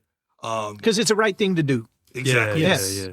I know it's outside my scope, but if they enjoy the event, I did my job. Damn, there you go. Yeah. How about you, Henry? When it comes to the bug. Domination. No, I mean everything is a brand, bro. For real, everything is brand. You know, I've been in it for what, 6-7 years now. And we've been doing our thing. Brand is everything to me, just like the Nike, the McDonald's sign. When you see the BUG logo, you know what's up. You know, so it's as far as legacy, I guess time will tell. You know, but right now I'm an entertainer, bro. I like to entertain everybody, you know, and I love what I'm doing. You know, I'm talking about music. I could talk about this shit every fucking day, all day. You know, and I'm enjoying it. The most important thing is I'm enjoying it, and I love that the people come up to me and they tell me, "Hey, you know what? This shit was funny." You know, I'm like, all right, that's what I'm about right See, here. and that's how they're gonna remember you, like Yeah, all the stuff that you do. You know, Yeah, mixers are good to go to for like DJs and all that. Oh yeah, You definitely. just go out there. Definitely. And if you're serious, like if you want to, you should go to mixers, man. Any mixers. I mean, Hell yeah. I feel like people miss out on when they lose sight of the customer, when they lose sight of the bride, the groom, when they lose sight of the event, when they lose sight that it's not necessarily about me or no, it's not about us. The wedding isn't about us. It has nothing to do with us. We don't need to keep directing energy towards us. I'm like, keep pounding, hey, you're on the mix with DJ Gordy B, blah, blah, blah, blah, blah, blah, over and over and over again, right? It's something that I feel a lot of people fail to execute on is experience. It's the experience that you provide, the experience, the laughter, the giggle, the smile, the click, the one song that you played for somebody because you noticed, hey, that might be their wheelhouse, right? The professionalism, your ability for them to sign with you, you know, the contract for their wedding for $2,700, and your ability to convey trust, peace of mind, something that bride and groom is not going to have to worry about. I don't have to worry about no EG. I've got my DJ, that part's done. He's going to deliver, and I don't have to worry about if he's going to be any good. I don't have to worry about if he's going to be professional. I don't have to worry about all these things. And I think a lot of times people don't understand that aspect or take that in to where you can convey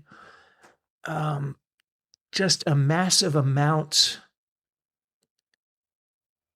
of confidence. You can exude confidence so much that you can put their worries to rest and that they feel good about the investment that they have made in you and the product that you are going to deliver because they know you're going to deliver it. Yep. especially when the event's like a year away, you know, what I mean? And then they give you that 2 deposit. years You're like, away. "Damn." And I always tell my clients this: when they book me for like next year, I always tell them, I said, okay, you know, it's 50%, you know, deposit, woo woo. I'm gonna tell you right now, you're not gonna hear from me once you do the deposit. You're not gonna hear from me at all until 3 weeks 3 weeks prior. before your event. So don't fucking freak out or anything. Like if you have any questions or anything, you know, text me and I'm gonna get back to you or email me or whatever. You know what I mean? And once you give me the deposit, I'll revise the invoice showing deposit paid, and then we're good. You won't hear from me until you know 3, because that's when I get to the week that I get to your event, like Monday, I start working on your shit. You know what I mean? And I'm ready. I got everything ready by Friday. I don't have to worry about you no more. I like to get my shit done early. That way, you know, because then you don't want to be done last minute. It's kind of, you get lazy. And don't finish paying me before the event, because I don't want to feel like I'm doing your shit for free. Exactly. You know what I mean? Yeah, we have that's all cool, been man. there, I think, to where we have somebody has paid for a full event up front a year later, and that event comes up and you feel like you're not getting paid. Yeah, you already spent it already. I spent that $2,500 on last year's Christmas. I spent it. It's done. And now I'm having to do it. And so nowadays we collect the deposit and then we say 2 weeks prior to your date, the remainder is due. Yeah. So we get paid within that There 2 you weeks. go. I don't even do that. So just pay me the day of. You know day what I mean? of. That way, That's how I don't want to go there and say, shit, man, I ain't fucking going home broke. Ain't no money. I got paid a year ago. So everything that you guys are saying, that this is really cool. This is why I like this fucking show right here, man, because you bring in different DJs here. Because during the parties, it's hard to talk to a DJ because they're working, right? Yeah. But you're giving them the platform right here to really express themselves and really get to know the DJ. You know what I mean? So people that are tuning in right now and they have a party coming up, they can go ahead and hit any one of these gentlemen over here. Yeah, they're going to hear one of these people and they're going to resonate with that person. Somebody is going to resonate with Dre over me and Noe and Panama. Yeah, so somebody's going to resonate with this brother and they're going to be like, something that he said touched my heart, clicked That's with why you me, wanna hire him. reminded me of grandma and grandpa. Something happened. That's my guy. That's my guy. Yeah, this is why I like what you got going on over here, and I most definitely support this show right here because you're doing something different right here. You know what I mean? And it benefits everybody. It ain't just DJ Gordy B. It's everybody that is over here, man. Hey, shout out to you for real for giving us the platform for that, man. Thanks for having us. And cheers. I'll be quiet now. Pat him out. All right, man. Is it the legacy? Is it the business? Is it the brand? What is it?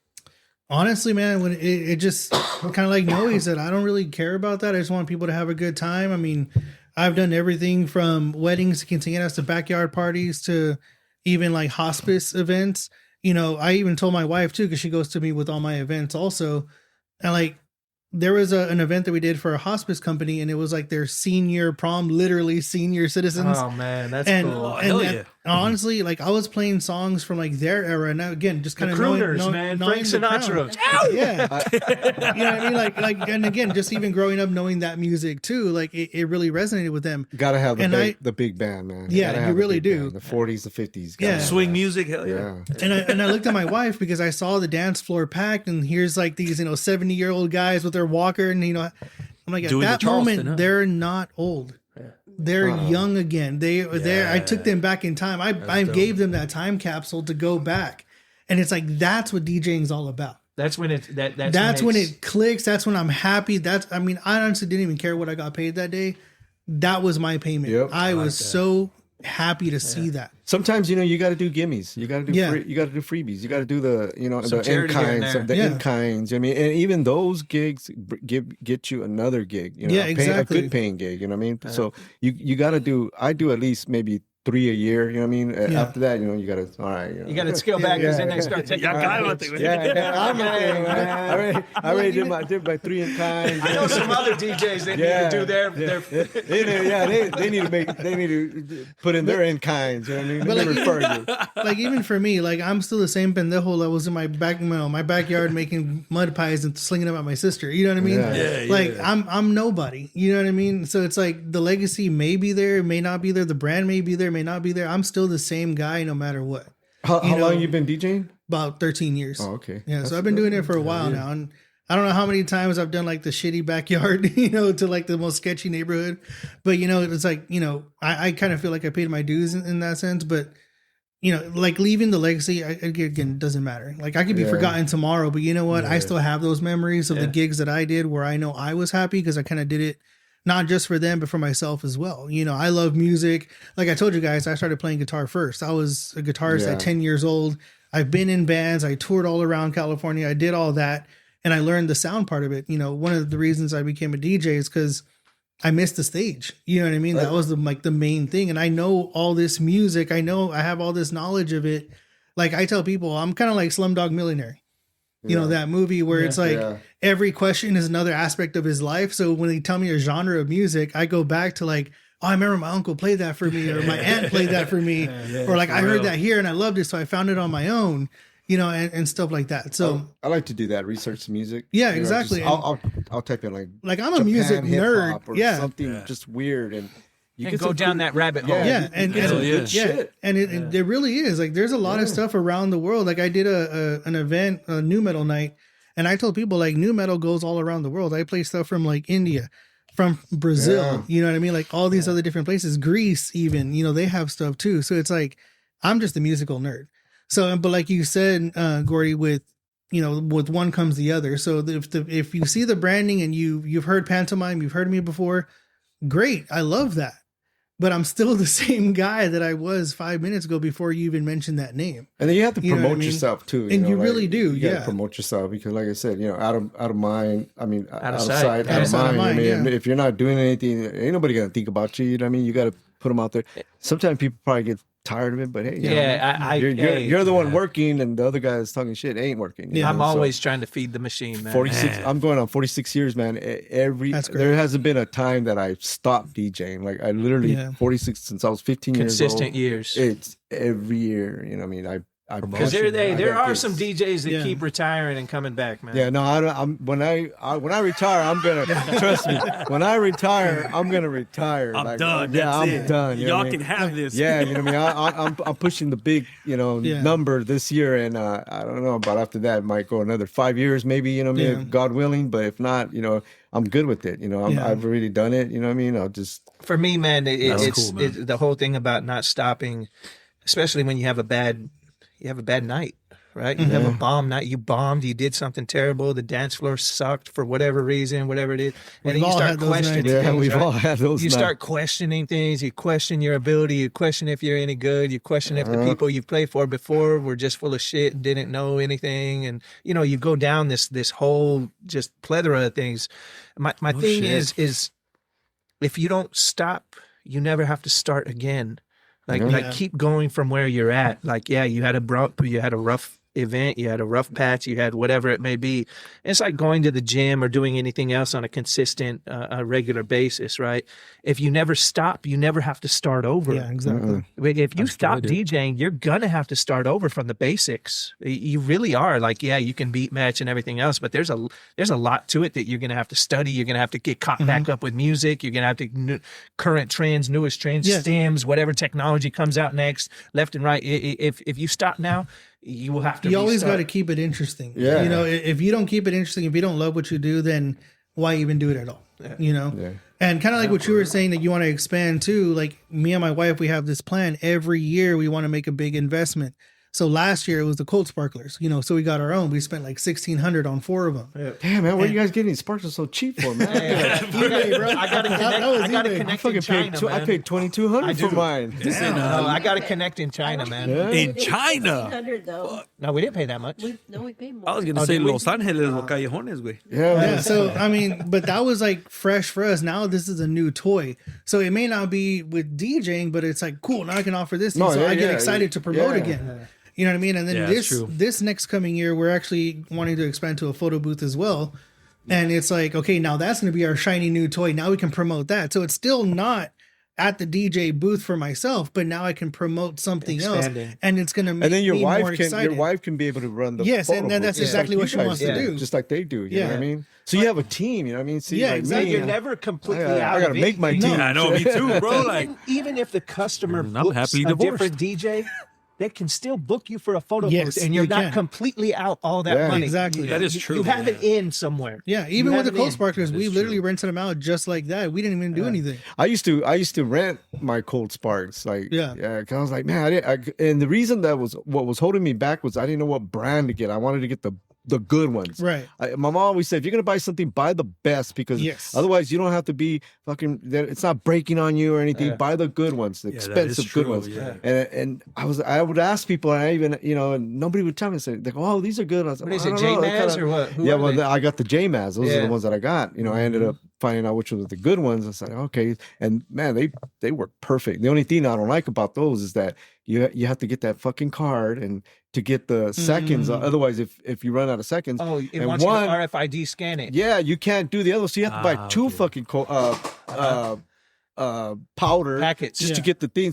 So they both have Card the for same. each. Yeah, Uh-huh. and I'm over here buying one, thinking that card's good for both of them until I yeah. used them one time, and when this was like, I was like, what the fuck, man? And then somebody told me, they go, it was James Waters. He said, well, you have to use that other card to put. I was like, oh, so I have to buy 2 fucking powders? He said, yeah. I was like, God damn. Yeah, do your research. That's how they get you to buy the Yeah. powder from them. So I have to always buy powder from them. Yeah. But yeah, it's a good investment, man. Like Yeah. the uplights. You have any uplights? Yeah, we have uplights Oh, okay, too. yeah. That's Yeah, like I said, we try to expand every year, try to get something new, and again, it becomes this new bright shiny thing, and it keeps me excited to DJ, it keeps me excited to promote and do all these other things too. Yeah. That's why I like to do my little videos, because somebody, well, yeah, man, just look at the rail. You know what I mean, you Yeah. see, I rock parties. see what man, I you know do. what I mean? Yeah. Like you The don't proof see- is in the video. Yeah, there's Yeah. nobody sitting down. Everybody's on the dance floor, because of course that's when we're gonna record. I mean, that's like, I mean, Yeah, that's, you're not going to scroll through my feed. I'll tell you right Yeah. now, you will not scroll through my feed, and it'll just be a text post that, hey, I rocked a party tonight. Yeah, just I'm going to have a you- video you have to- attached Yeah, to do it a showing video. it. I'm Yeah. going to have a video attached to it showing that it's not a fucking line dance. yeah. That shit drives me crazy. I don't know why. Yeah, I Because stopped recording the line dances. Yeah, on- I- I I'm feel like that's a okay. gimme. I feel like line dance floor is full. That Yeah. doesn't mean that you No. drove that dance floor. You created organically. That's just You did it something that everybody's organically. gonna dance to It's automatic. Yeah, that's an Yeah. automatic. It doesn't count, right? Like I see that shit. I'm That's like, like that playing La doesn't count. Chona and Suavemente. Like, You know what I mean? like I love the fact Which that my I still wife- dance to, damn it. Yeah. Everybody does. And I still like La Chona. I'm not gonna lie. You know what I mean? Like I love the fact that my wife goes out there and she helps me with this, and she's like my partner in Yeah. crime with all this as well. You know what? Because when you're DJing, like you're so focused on what you're doing, you can't record. It's damn near impossible. So she already took care of all that. She's out, doing that for you. You know, she's Yeah, no, out there on the I dance always see her floor, out you know, there, yeah. taking a video. Yeah. She'll talk to and say where we're at, what we're doing. And then I even told her too, like, don't do the line dances anymore. Don't do this, don't do that. I go, because that's not right. I go, that one song that's weird, that will hit, that's when you want to record. See, 'cause that's when you that's- found the crowd. I That's do that interesting, man. myself. I don't have all that help. I still go out, believe it or not. I still do my Mid-song? I do. Yeah, I do you all. already know, yeah. I load up. I set up. I break down myself. You know what I mean? I don't have any help. Like I never have help.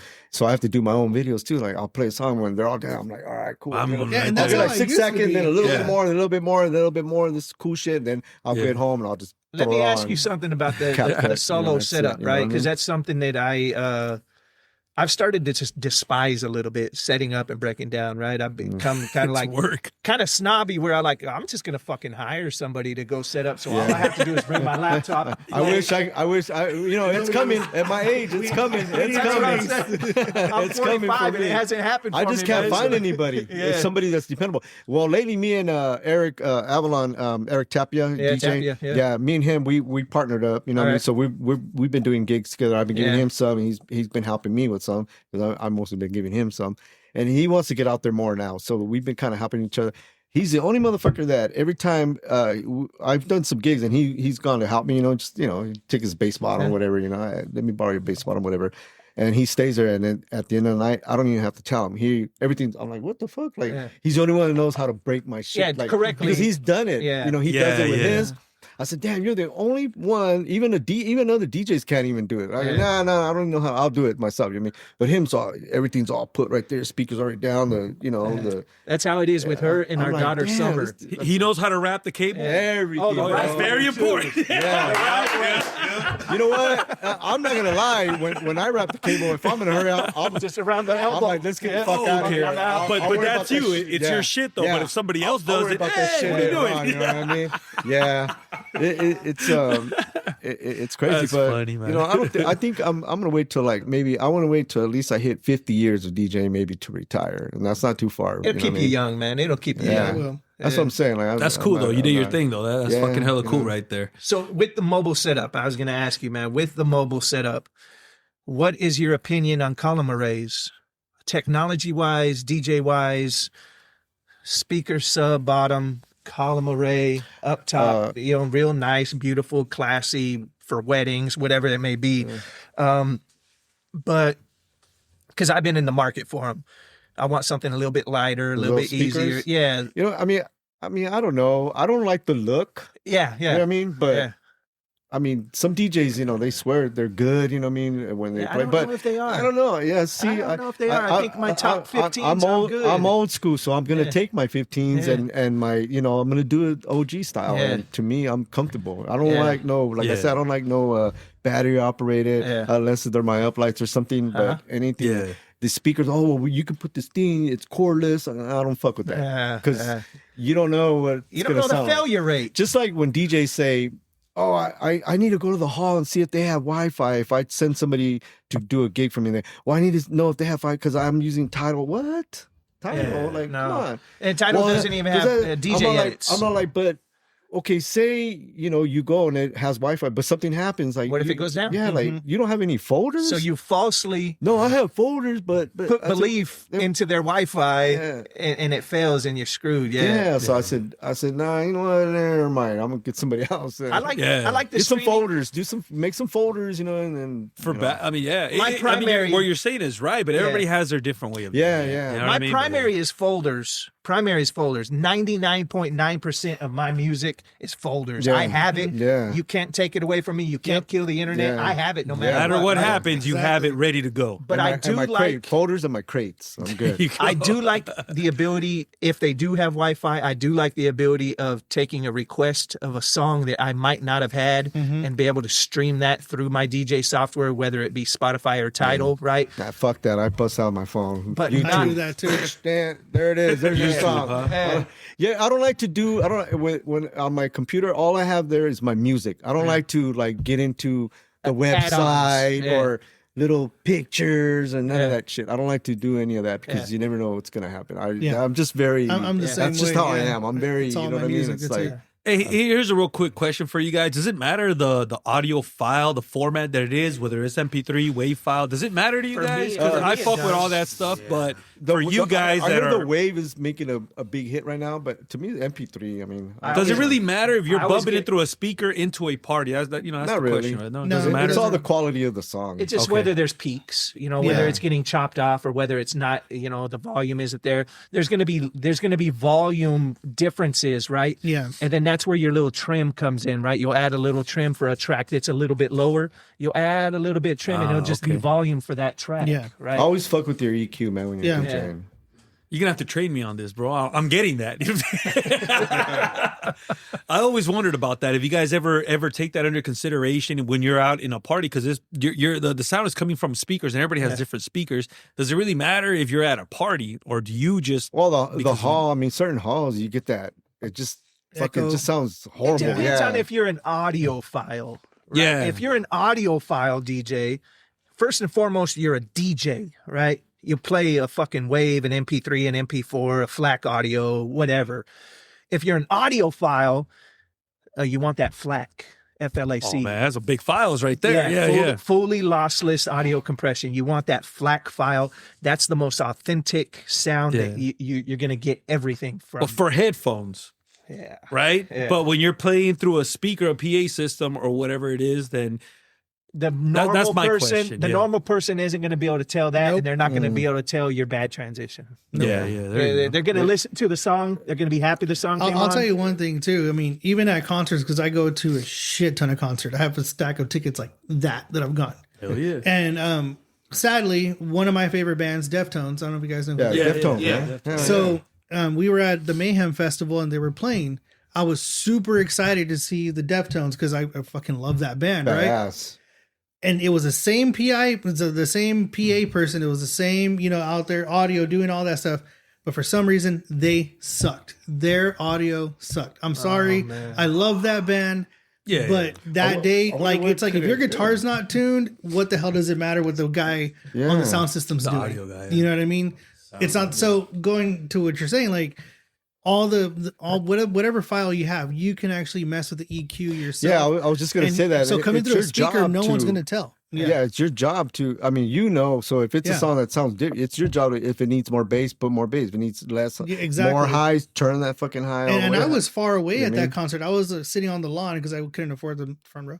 But I can actually hear because I'm now trained in that. I can hear the audio guy trying to lower the bass, higher the mids, higher. Like Yeah. I can hear what he's doing to get to Yeah. them. Yeah, and they yeah, just yeah. weren't giving him anything back. Like it was bad. Yeah. It was really bad. Now, okay, I know you wanted to end the show already, but I have a lot that's of all right. questions It's here. all right, So, man. does that ever fuck with your guys' head because you do this for a living, pretty much? Oh, yeah. Does it fuck with you when you go to somebody else's party and it's like they have a DJ there? Nah. No, It's like, you know, fuck it. if they're rocking it and their crowd is happy, I'm Yeah. happy for them. If they're rocking it, if their crowd is happy, I'm happy for them. It might be one of those things where we go up to them at the end of the night or somewhere and we say, "Hey, man, loved your set. I love that you're having fun. I love that you're rocking it. Just something that I noticed, if you don't mind, can I share with you something that I okay. noticed?" I was like, "Hey, you know, you might want to start playing with your trim level a little bit." Like, some people don't know that. It's a very simple thing. It's a trim knob, right? It's going to increase the audio of that track, decrease the audio of the track, whatever it may be. And like Noe said, that track needs a little more bass, you know, crank that low back up in there a little bit more. You just always got to work with your EQ, no matter what song you're playing. I'm an Always. EQ mixer. Especially when you're coming in, your bass always has to be low. When I mix, it's all EQ. I don't really mess with the filter too much, the high pass filter. Yeah. I try to take pride in my transitions between songs and melding them or making them seem like it's just one infinite track, right? Yeah. I don't want any kind of garble. I don't want any kind of jump. I don't want vocals over vocals. You know, the typical. See, things, I still do everything OG. Like, I don't, So you pay attention to those kind of I details. just Now- EQ. Like if I'm mixing on turntables, but it's a controller, I do just like I fuck with it. Like if I'm mixing with turntables, Absolutely. same thing. Yeah. All right, I don't use all the other little buttons and shit. You know what I mean? Yeah, I don't Sometimes, either. but Yeah, you know, I don't know. I have another question here. I might be starting some shit right here, okay? But that's what I love it, do. man. That's what I do. I'll be So, pissing people off. do we respect DJs that just hit play and that's it? No. Because I've gone to parties and where they just hit play and it's like that's it. They walk away. You never even see them close to the table, and I'm kind of like, damn, is it really that easy? You know, because I know it's hard. It takes time to really blend, and I'm just breaking it down. Blend But like, one what song do you to mean, another. like if they just they already have a mix, let the and they whole just song. already hit play. Oh, like it's all mixed. You know what I mean? Yeah, like they already pre-recorded it. Oh, okay. They already have 20 minutes already recorded, and they just hit play. DJing getting paid. For me, it's lazy. For me, like Yeah. Noe said, I want to take every opportunity I can, whether it's dinner, whether it's reception, whether it's whatever, right? Where I could put a playlist on, but I want to play with the song myself and I want to transition the song myself. If I just play a pre-recorded mix that I did here at the house and it's a good mix and it's 2 hours long and it gets the party going and everything else, am I honing my skills? Am I being honest? Am I being honest with myself? Am I being honest with other DJs? Am I bettering myself? Am I practicing? And I don't think any of that is being done. I do believe everybody has to start somewhere, right? Yeah, Everybody yeah. has to start somewhere. And if for some reason you're playing a mix, you know, and at the end of the day, it all comes down to your client and whether your client's happy or not. If they So know, would it really matter? if they knew that they were getting a playlist DJ or whatever, then They so could have be just done it right? themselves. But I always ask for That's what I'm playlists saying from because the- I could have done that shit myself. Yeah, I mean, a lot that's of why I'm times you asking could, you know? guys, as you guys do this for. I always for get a living and playlist. shit, yeah. I get a playlist, and then I always tell them, you know, give me a playlist of music that you like that I might not have. That way, I can get Mix that it in. music, and then I can incorporate it with my music. Yeah. You know, Kinda we'll blend make it in a little We'll bit. make it work. Now I understand if you guys are taking a break. I understand that. You know, you always want to keep the party going and Right. stuff. But the whole night doing. We do that, have. you know? I do have break mixes. You know what I mean? Like, Oh yeah, of course. yeah. That is understandable. That's right. That's down one where some I play dinner. like, okay, bam, and where I can walk to the bathroom comfortable. Yes, that's and walk understandable. back comfortable. But- I'm not fucking running. Yeah. rappers I got don't 3 do that. minutes. Yeah. Yeah. Because once again, you're not playing the whole song. You got a verse or Yeah. maybe even two That's- verses that's- in. And that's- these are things that people don't know, right? Yeah. You play one verse. Yeah, sometimes I'll be two there and I'm verses. like, okay, damn, can I go pee way in the fuck up there in 1 minute and 52 Yeah. seconds? Yeah. I go Like, you 50, already know. 51 seconds, That's get there. power I peeing go, right fuck it, there. I'll just wait. I've Yeah. thought about And it then, too long now. and then I'm Yeah. waiting. Yeah, and I'm waiting. Yeah. And I'll say, okay, then I'll throw another song. yeah. Like 4 minutes. Okay, fuck, Yeah. now I'm going to go. Fuck it. You play Rapper's Pee. Delight. You got 4 Yeah, 4.25 minutes to get back in there. But right? if I want to, but if it's if the restroom's far, you know what I mean? Okay, that's when you throw your break mix, and then okay, fuck, I'm gonna walk over there, comfortable. Hey, what's up? Hey, you know, Okay. you have a good mix on, you know. So everybody here does do Sometimes their I'll mixes. do that. Live. I'm gonna say the majority of the party, the majority of the event, you guys And do the only your time mixes there live. the only time I use that would probably be like when I have to go to the restroom, or if it's a really boring party where it's just not happening. Nothing's happening. Nothing's working. Anything you throw is not working. And people are just like over there, and you're over here. Yeah. You know what I mean? And those parties, sometimes I'm like, man, you know, you pay all this money, you know what I mean, to have them here.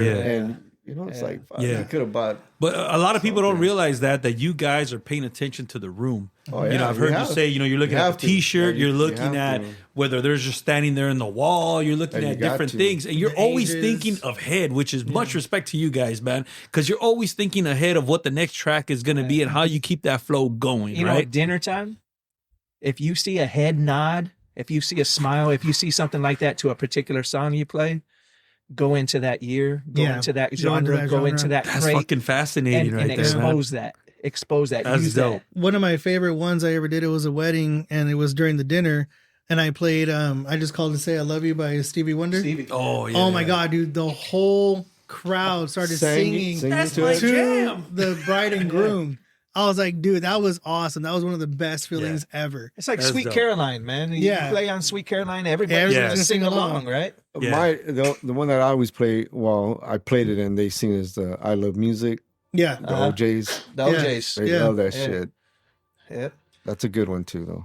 That's fucking hella dope right there. Do you guys find that playing old school music is more, you know, it picks up the party a little bit more than modern I music, think or how does it go? Every wedding, I mean, not every wedding, but mostly every wedding, even some white weddings that I DJ at, it's always like the same playlist, bro. It's like, you know what I mean? Yeah. I mean, Okay, so what is that? Even quinceañeras, like I don't get these young girls, they don't send me like the new hip hop bullshit. want the iguana. It's all the I love that song, by the way.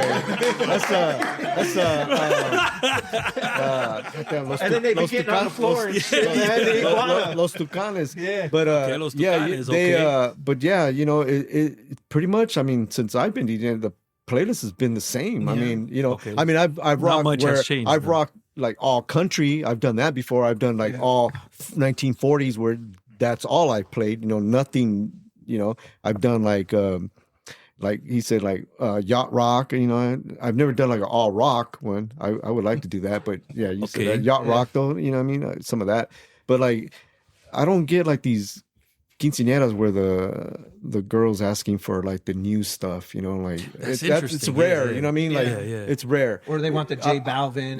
It's always reggaeton, Yeah. you know, cumbias, banda, old school, 2000s. Yep. You know, I mean, 90s, 2000s. That's usually that's what I figured. It's usually around the 2000s where all the dance music really came out. you know, and if I do like an all white wedding or 16th birthday party, you know, then it's because there's a difference. Yeah. Sweet Sabrina 16, Carpenter, Taylor Swift. right? A Sweet 16 and a quinceañera are different, right? Totally well, different. I mean, it's kind of like the same, but you know, different age. Yeah, but for, different for vibe. like different.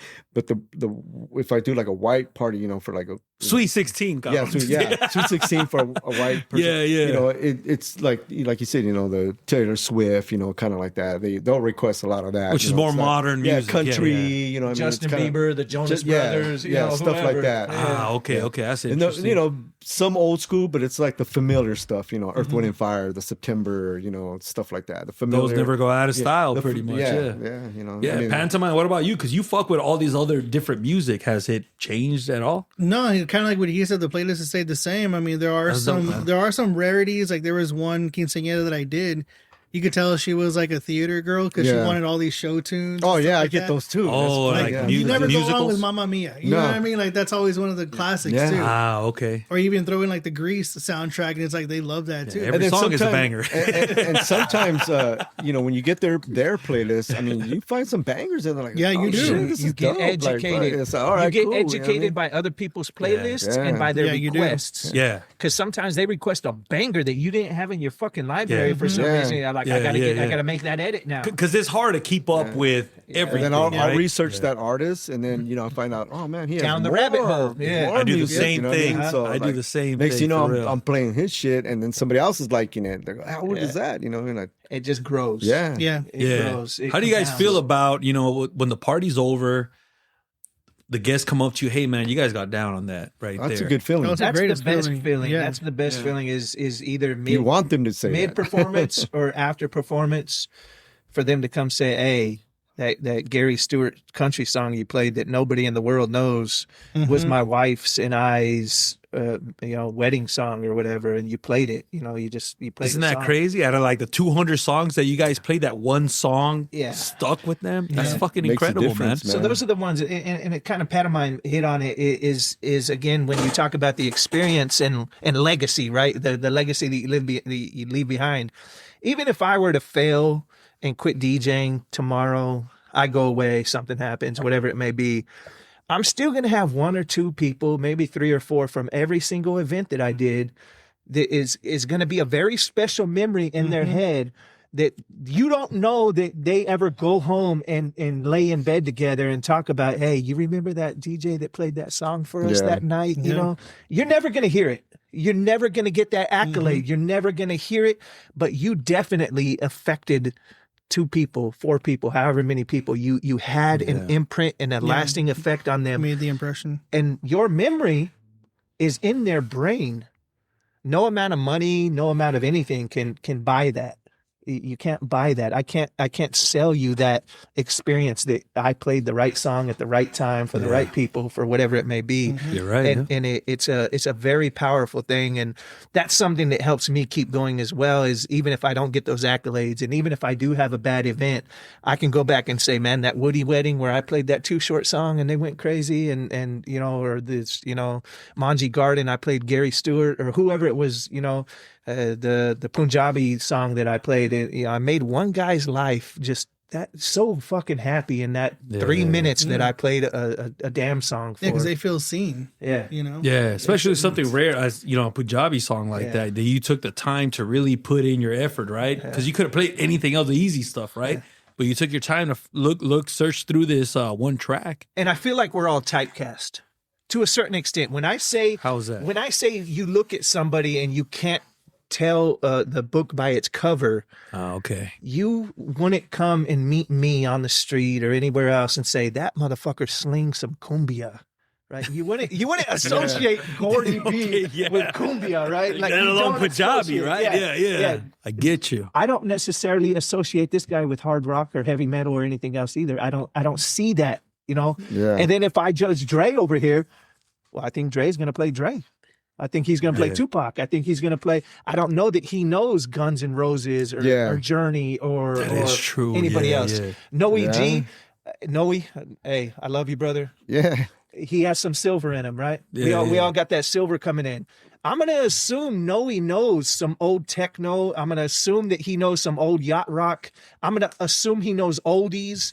I'm going to make several assumptions about this brother just based off of what he looks like. Yeah. And you're going to be wrong about all of us. Yeah. You're guessing now. You're wrong about all of us. You're wrong about almost every DJ.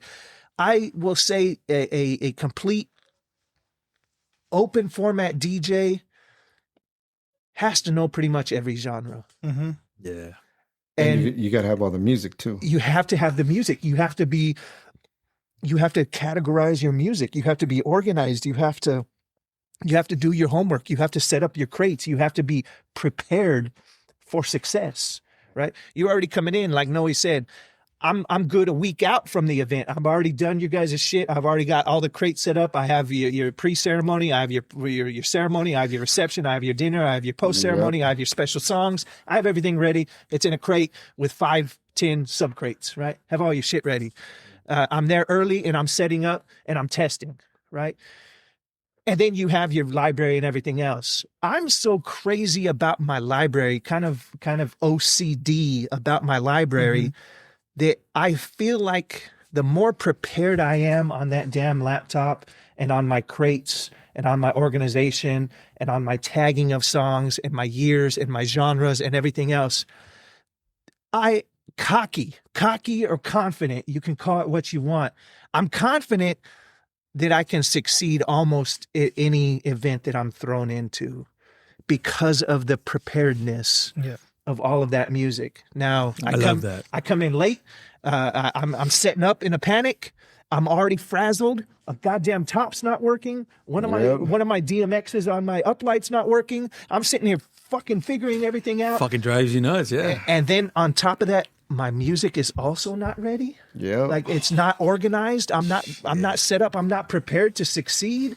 Like I already know he mentioned this a while earlier. You were talking about all the subs, the mids and the tops and all the equipment that you probably didn't need, but you used. Yeah. I did the very exact same thing when I first started DJing. And I felt like for me, I was overcompensating because I was not confident in my skills as a DJ. Oh, So really? I set up these totems. I set up these moving heads. I provided all of this stuff almost at no cost, right? Just as an extra selling feature, whatever it else may be. That's interesting. All right. And I finally got to the point where I felt pretty confident with dance floors and reading crowds, and have failed. I failed enough, man. I played for empty venues. I played for 3 people. I played for 500 people, whatever it may be. And I got to the point where I felt like I didn't need to rely on that equipment. And I felt like I was using it as, as a crutch or as something to hide an insufficiency or something that I was not comfortable or confident. You'll in. also get to know, like, I mean, what I've noticed too is that you'll start get to notice, like, okay, this venue, I don't need to take all of this for this venue. Yeah. For this venue, okay, yeah, I do need a bottom. You know what I mean? For this one, nah, I don't, because then people are like, okay, because it's so small. I don't need that much shit. You know what I mean?